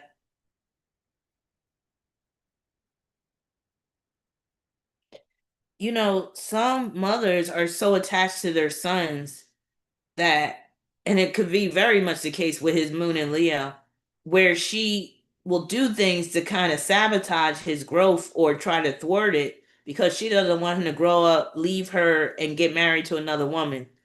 It could have been like that, but it could have been his father, and with his Saturn in the first house, maybe his father was able to wear down his mother's will, which is showing through this square as well.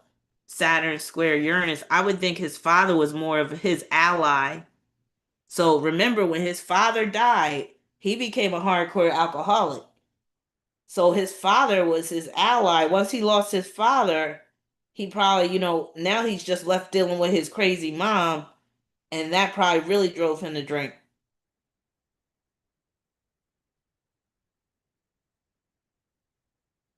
Yeah, but you never heard of the boy mom syndrome?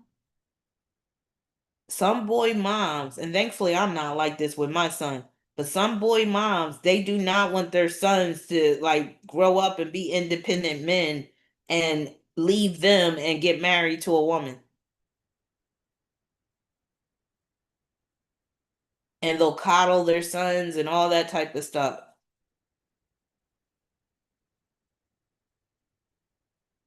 Jupiter going wild said, I see this a lot on TikTok. It's disgusting. Awkward letter said, my oldest sister told my mom we were in an emotional incest relationship. Virgo influence. I'm her rock. I'm an adult, but in stunted in growth. Jupiter said, I see why my sister, she baby and coddle her sons. Red Bunny said, I don't get the same ick from girl dads, but maybe because I wish I had a good, better relationship with my dad. Yeah, usually it's not going to be that issue with, the daddy's girls or the, fathers that have daughters. Sometimes it be like a worse issue. I'm not even going to get into, but you know what I mean? A lot of times it's that boy mom issue that'll screw a boy's head up. And then he becomes less of a man when he gets older. He basically is a man child.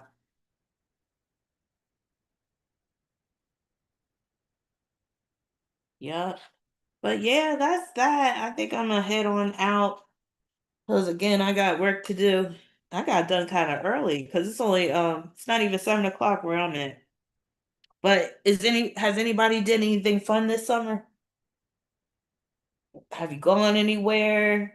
I just came back from vacation. I had a really good time. I went solo. If you never traveled solo, definitely you should try it. I know it's not for everybody, but I'm an introvert, so it don't matter to me. I could be solo and have a good time.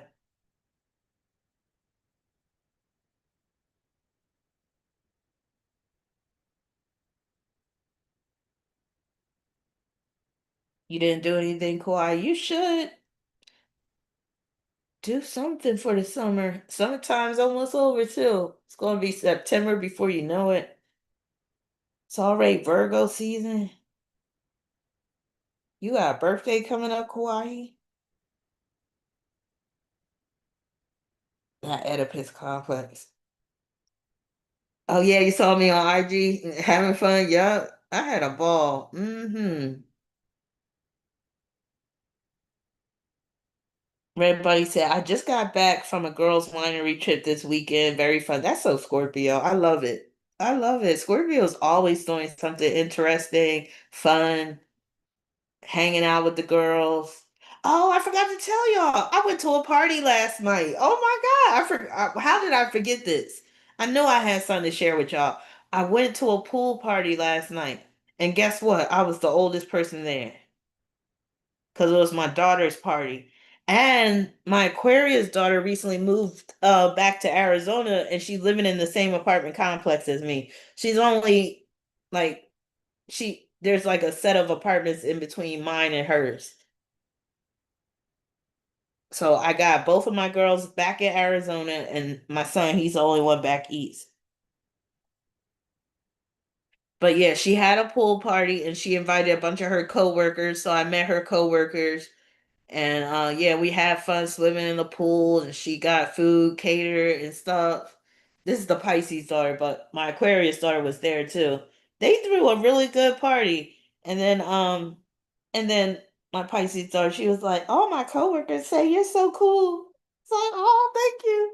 I felt kind of awkward though, because again, I was the oldest chick there. I was like, "Damn, I feel old."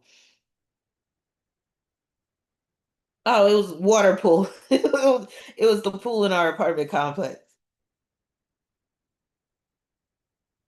Yup, I did.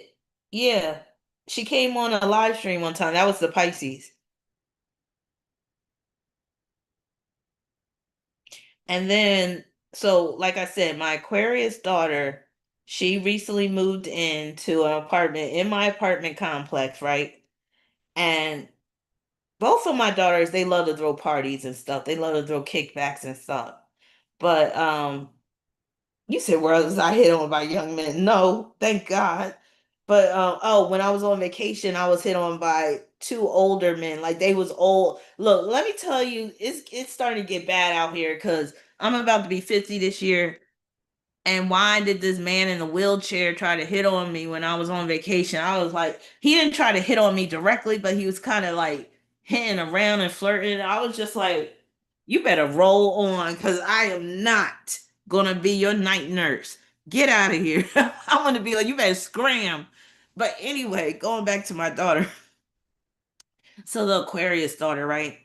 She always doing things to like just make me like blush, grab my clutch my pearls, shake my head, because she got a Scorpio moon. Her moon is conjoined Jupiter and Scorpio in the eighth house, right? So of course she's gonna throw a housewarming party, right? Let me tell you the theme of this housewarming party. Oh my God. She said she's gonna have a sex positive housewarming party. I said I don't want to go. I don't want to go. And she already she got a bunch of party favors. She had it shipped to my house. So I had and she was like, this is how I'm telling you, Scorpio is a corrupting influence. With her moon could join the Jupiter and Scorpio. She sent me the party favor. She was like, "Mom, I'm getting the party favor shipped to you so that, I can have them in advance." And I'm like, okay, so I get the shipment. It's a box of party favors that are like little dildos and stuff. I'm like, what the hell? But this is what I gotta deal with having an Aquarius sun, Scorpio moon daughter. She having a sex positive housewarming party. Exactly. You said besides, and she said, well, it's gonna be no men involved. But I'm like, but we're dealing with phallic symbols. But that's her though. I'm just like, I'm done. We should live stream it. Nah. Nah, hell no. She even got this game, and I am not going to be participating in this game. But this game is so raunchy that she had posted it on Snapchat, like the box and what the game was about, and they blocked that post. That just ought to tell you. They're like keychains. I was just like, what the hell? But again, that's that Scorpio moon, especially could join the Jupiter in the eighth house. Like, yeah, a sex positive housewarming party. You can't make this stuff up. Red Buddy says she gonna do weird, sexy shit with that energy. But yeah, I'm not into like celebrating phallic symbols and all that type of stuff. First of all, I'm trying to decenter men at this point in my life. So I'm not trying to be celebrating like the phallic symbol and a man's thing and all that stuff. And I'm just like, yes, she did. That's my daughter, yo. I'm telling you, just understand. Sun in she don't just have Sun in Aquarius. She got Sun, Mars, Venus in Aquarius, all in the 12th house. Moon, Jupiter, and Scorpio in the eighth. That type of energy, you gotta expect the unexpected, even when it comes to sexual things. And I'm just like, Lord Jesus. I love her with all my heart, but sometimes I'd be like, child, Lord. Ellie said they're gonna have a dick sucking competition. Oh Lord, see that's when I'm be like, I'm going home. I'll be like, I'll see you later. And I may not seem like, and I'm not a prude. I'm not a prude, but I also, I don't know, I'm kind of reserved when it comes to stuff like that when it's publicized. CA Cutie said I'm an aqua too. But yeah, she keeps me laughing though. Oh, and then she brought her cat with her, and her cat is so sweet. Oh my God, her name is Tina, and she looks like my daughter even. It's crazy.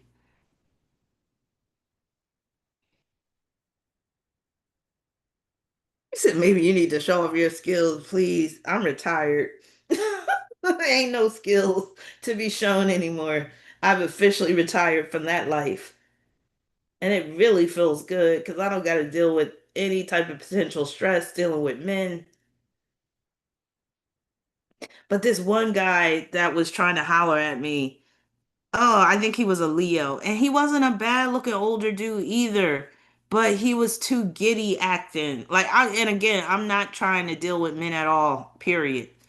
But it was like if I was trying to, date men at this stage of my life, like this man, he would have like his game was so weak.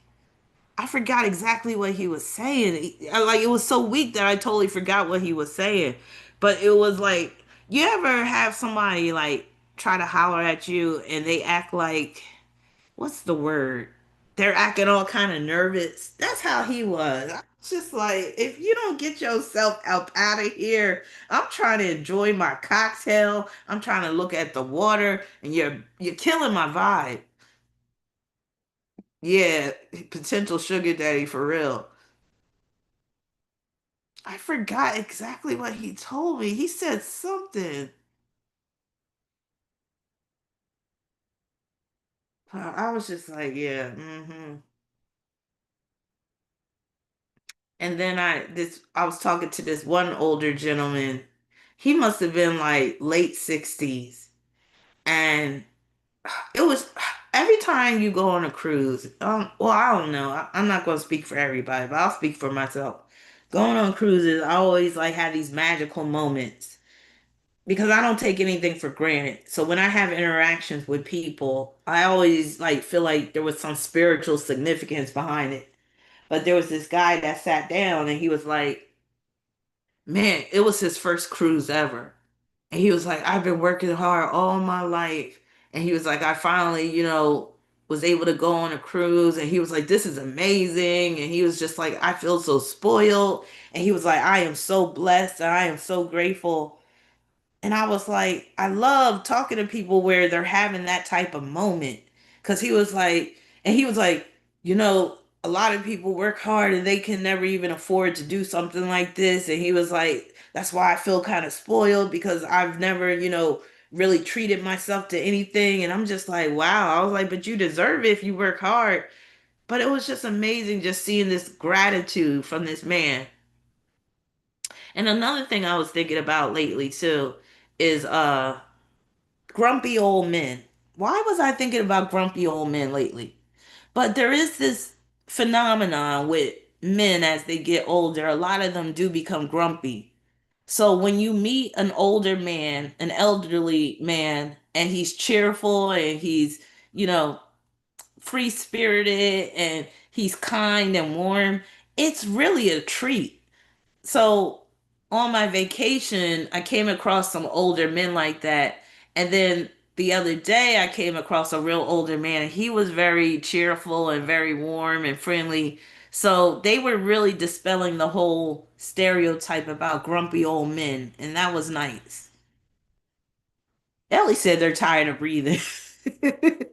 They're tired of kicking game like playing a game. Like, because if you think about it, men aren't really designed to be the happy-go-lucky he type of person. Like if you're a very masculine type of man, to even be smiling too much, that could be a threat to your masculinity. And I think those type of men, once they get older, any type of niceties they had, it really falls by the wayside, and then that grumpiness comes through. But then you have the other men where they never felt like they had anything to prove with their masculinity, so they don't really have that grumpy stage. They're still able to just be very, laid back, relaxed, happy, friendly. You know what I'm saying? It's something about that masculinity that causes men to have their guard up a bit too much. And I think when they get older, that guard turns into grumpiness. Red Bunny says stoic men. Hey, conservative. Conservative says, so it must have been pleasant to meet someone who is cheerful and energetic. Yes, especially because it was a man and he was elderly. Like, I'm almost embarrassed to say it, but I was at Taco Bell the other day. I know some people be like, Taco Bell, that's horrible food. But every now and then I got a craving for Taco Bell. So the guy at the drive-through window, he had to be like 80, like 85, working. I'm pretty sure, he just working to make some money so he can afford to take cruises or vacation or whatever like that. But he was so cheerful. He was making jokes. He was even flirting with me a little bit. He was like, "Where's your husband, girl?" I was like, "I don't have a husband." I was like, "I don't want to be stressed out." And he was like, and then he raised his eyebrow and then he pointed to himself. I was like, "Whatever." But yeah, he was so funny and so cheerful. And this was right after I was researching grumpy old men syndrome. So here he comes along and dispels that stereotype, or I'll say he was the exception to the rule. And I was just like, wow, look at this old whippersnapper, so friendly, so full of life, so happy. And he's working at Taco Bell. Like, stuff, little moments, little interactions like that mean so much to me. Like, I just really value it and treasure it.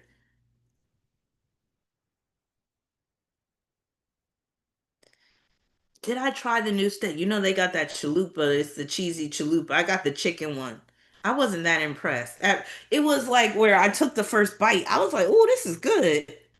And then after I took by the third bite, I was like, "It ain't all that." And it came two to a pack, and I threw the other one away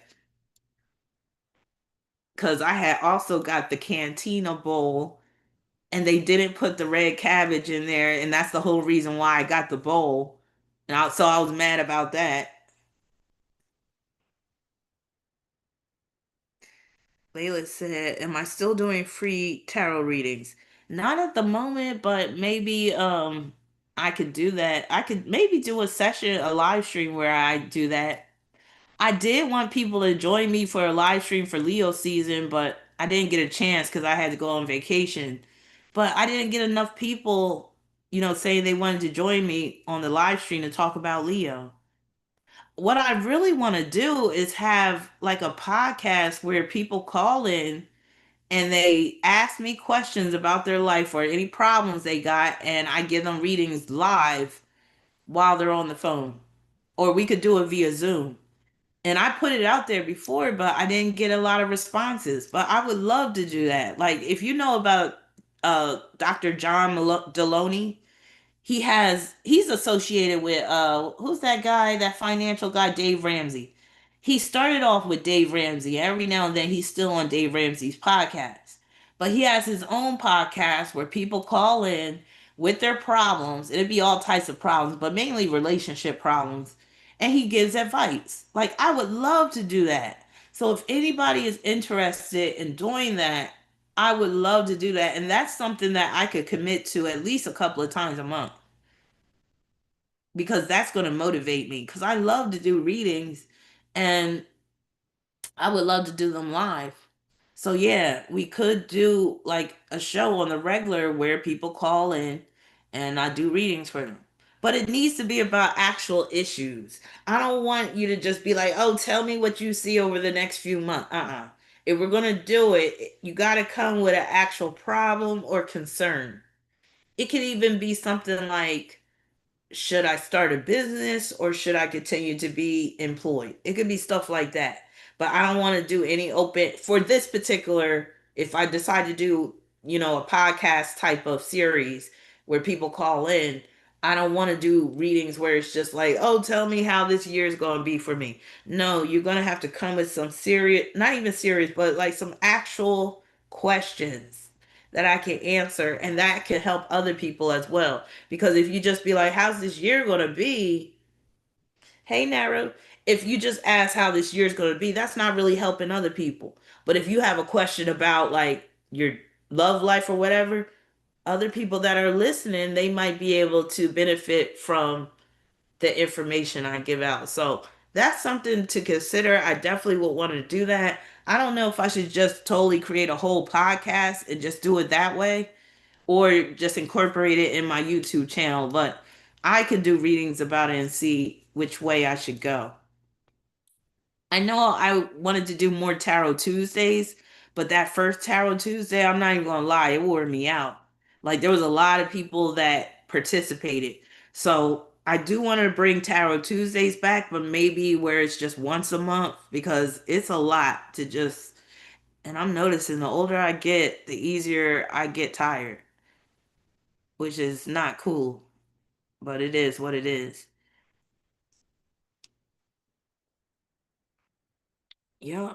But I'm gonna try to do a Virgo live stream. So if anybody wants to share any Virgo stories, that would be great. You could send me an email and you can always go to my website if you would like a reading, phone reading, video reading, written reports, email tarot readings.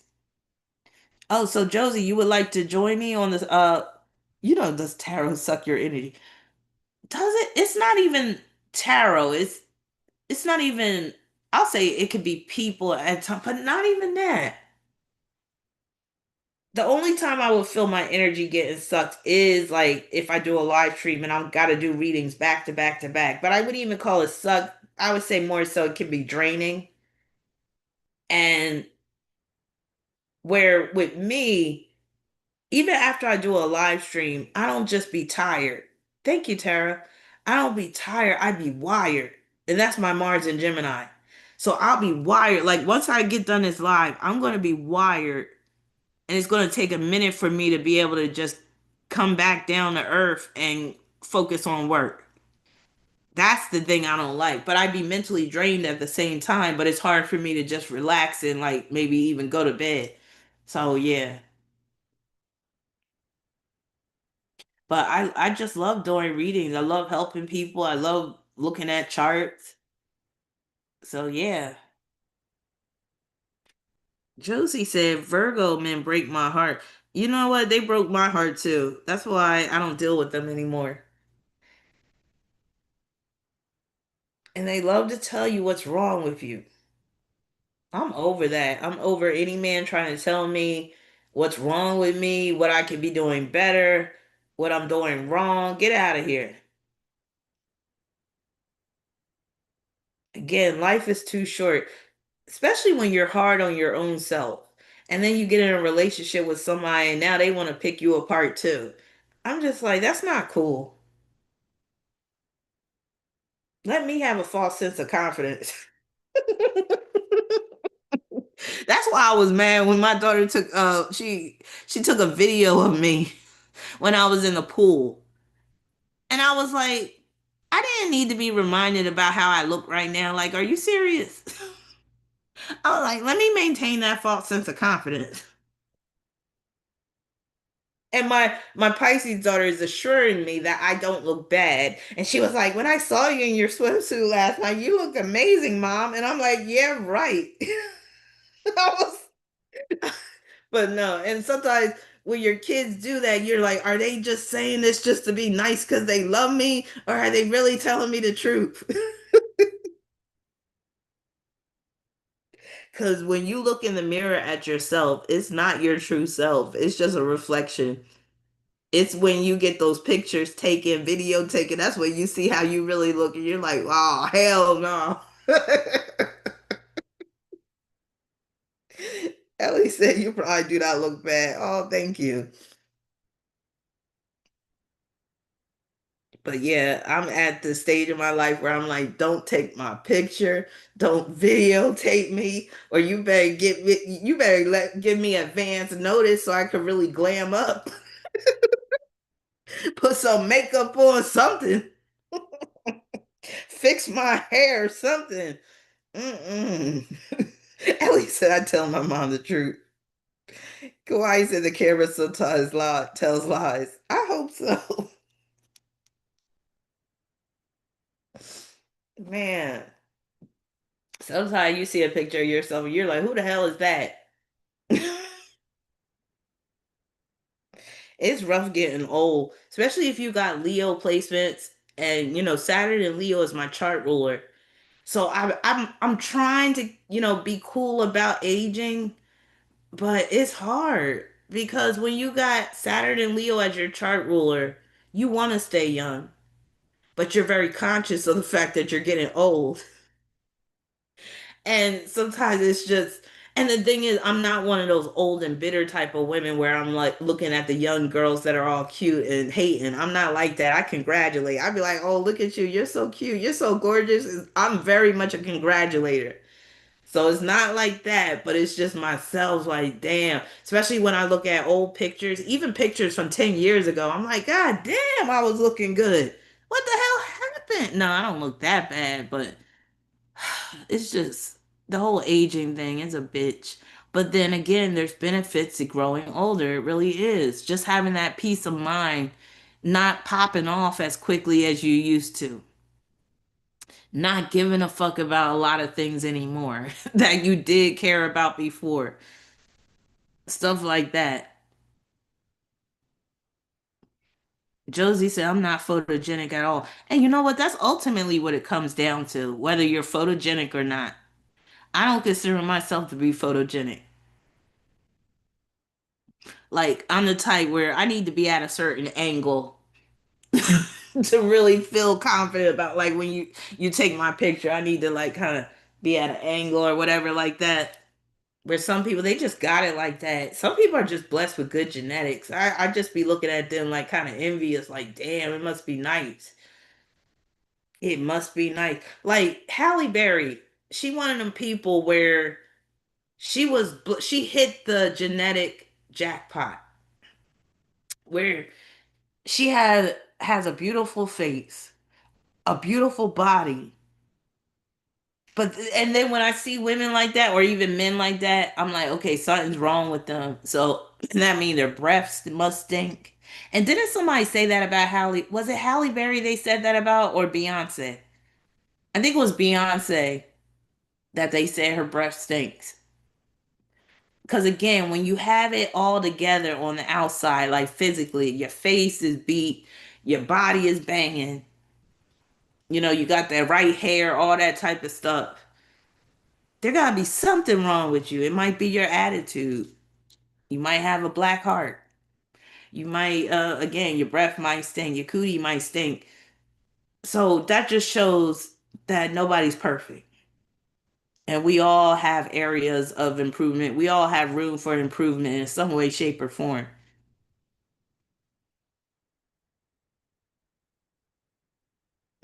Ellie said nothing a good mouthwash won't solve. Well, some people have that problem where it's chronic halitosis and it's not even coming from their mouth, it's coming from their stomach. So sometimes bad breath can't be cured with just mouthwash.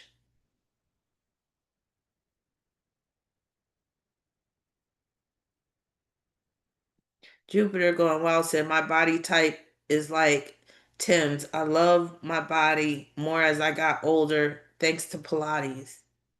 Ellie said, everyone has something wrong with them. Yup. Ugly people ain't exempt. And sometimes the inside matches the outside. That is so true. Yup. Hmm. Yeah, and because it's Virgo season, a lot of us are going to be more critical of ourselves, more fault finding of ourselves and of others. So this is one of the seasons where we do have to remember to be more kinder and gentler because Virgo really doesn't know about like being sensitive, to people's potential, people potentially being hurt, their feelings. So this is a time where you do need to try to remember, before you criticize that person or before you find fault with that person, verbalize it. Think about how they're going to take it, how that could maybe ruin their whole day. It might be that one time that you call somebody an idiot.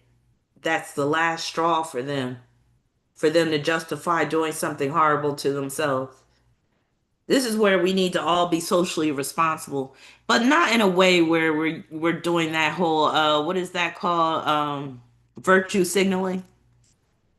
But there is a need to be socially responsible to a certain extent, especially if you're a content creator or if you just have a, pretty sizable presence on social media. Sometimes well, I'll say all the time we have to be conscious of how some of our words could affect others. Because again, it could be that one idiot or dummy or you're ugly or you're fat or you're a black this or you're a Chinese this or you're a Indian this or you're a white this could send somebody over the edge. I know I don't want to be responsible for that, somebody going over the edge because I said something messed up to them. And it's not saying that the person that sent them over the edge is totally responsible because we're all responsible for our own actions and how we react to situations. But I don't want to be a contributor of anyone feeling worse than what they are unless they really deserve that shit. Red Bunny said, "Yep, I have to consciously think to not voice my criticisms." Yeah. Josie said, "I have Chiron and Virgo opposite my Mars, Saturn, and Ascendant." Called Sid said August 25th is my mother's birthday. Well, happy birthday to your mother. Jupiter said yoga has helped me keep my negative thoughts about people to myself. Everything in your mind doesn't need to be said out loud. That is so true. Yup.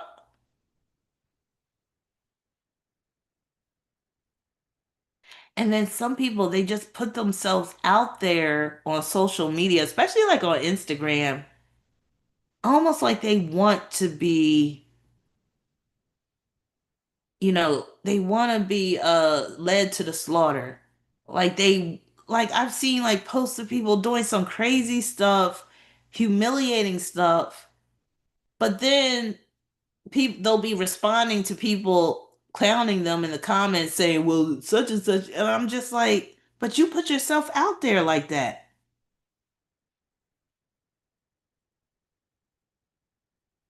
The arrow, you said, you will not be able to convince the world that they are responsible for how they treat others. The new mantra is every man for himself. Yeah, it seems like it's getting worse and worse. And then what was I learning about the other day about people in India and this Indian guy, he made a video and he was talking about social, what was he saying? Civil, something the way he put it. But he was like, a lot of Indians lack this. And he was like, and therefore they're very much behind the times in terms of how to be social. But I forget exactly but he was basically talking about a lack of social etiquette. A lot of Indians are getting heat right now. Like they're one of the races that are being attacked right now for the way they live their lives, them immigrating into other countries. Like for what I've been reading is Canada, a lot of like Canadians are up in arms because of the influx of a lot of Indians into Canada and they claim that, they're destroying Canada.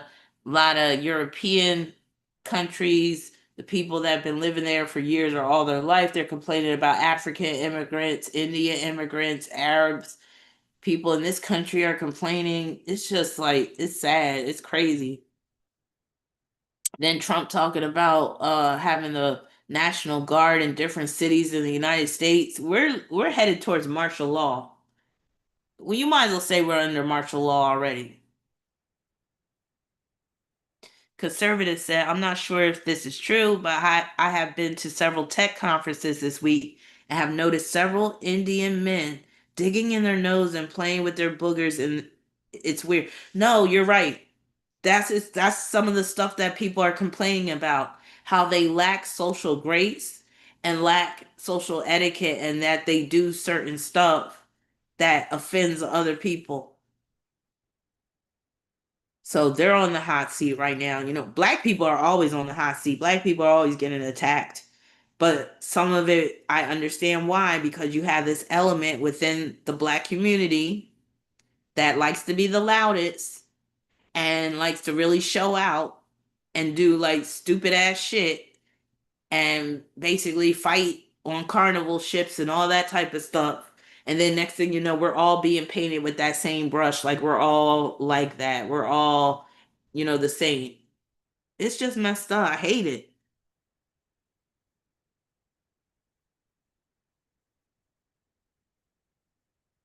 Jupiter going wild. So I love vegan food.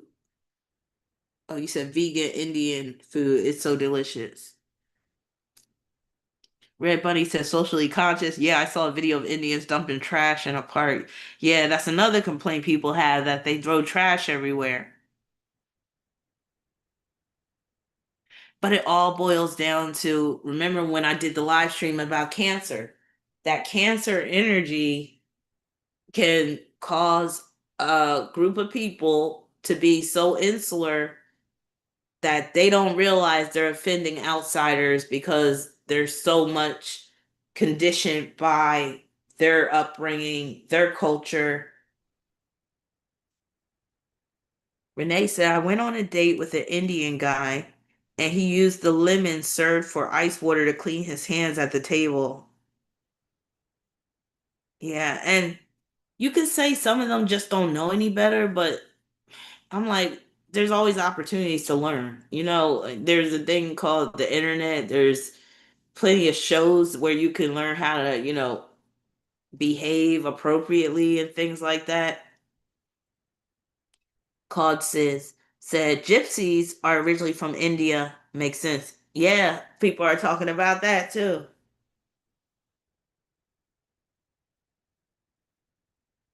Yup. But yeah, they are trying to what's the word? Re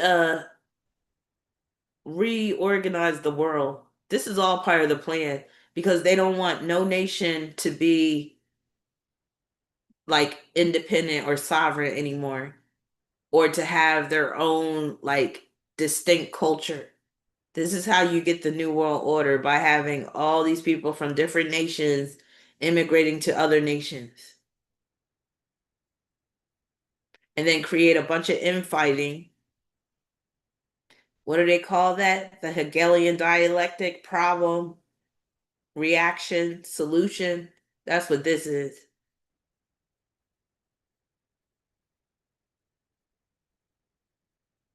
Then you got the FBAs fighting with the what do you call them? The black people across the world, namely from Africa. So there's infighting now with that, with the black people that were born in America, those that consider themselves to be foundational black Americans, FBA. And now they want to basically separate themselves from African immigrants.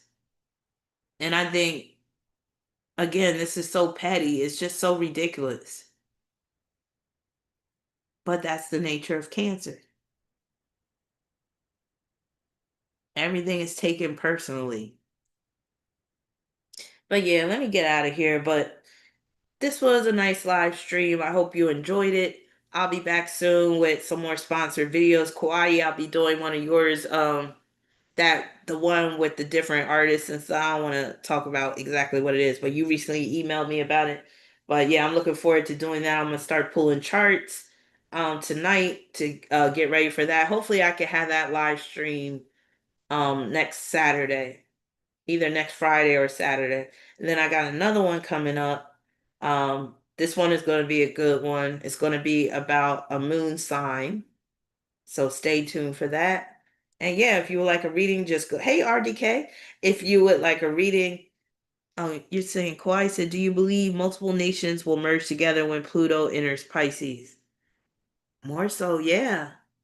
And then can you imagine, like, I'm thinking with Pluto and Pisces, and I haven't even really considered Pluto and Pisces yet. So this is interesting. You're saying this. We got quite a bit of time before Pluto enters Pisces, but we can even, explore what can happen with that. We might even see that might be the time. You know how they've been talking about, good night, Ellie. You know how they've been talking about for years that one day the West Coast, like the coast of California, is going to fall off. Like a large portion of it is going to fall off into the Pacific Ocean. I could see that happen with Pluto and Pisces. But yes, you probably could have some nations merging together with Pisces producing that merging influence. Yup. So that definitely could be the case. Labu, hey Labu said water rising. Yeah. And like Pluto and Pisces, that's like very much polluted water. So there might be areas where water is no longer drinkable. I don't even want to think about, oh God, that sounds horrible. But yeah, we'll explore that more in depth later. But I hope everybody has a really good night. Thanks for joining me for this live stream, and I'm out. See y'all later. Love y'all.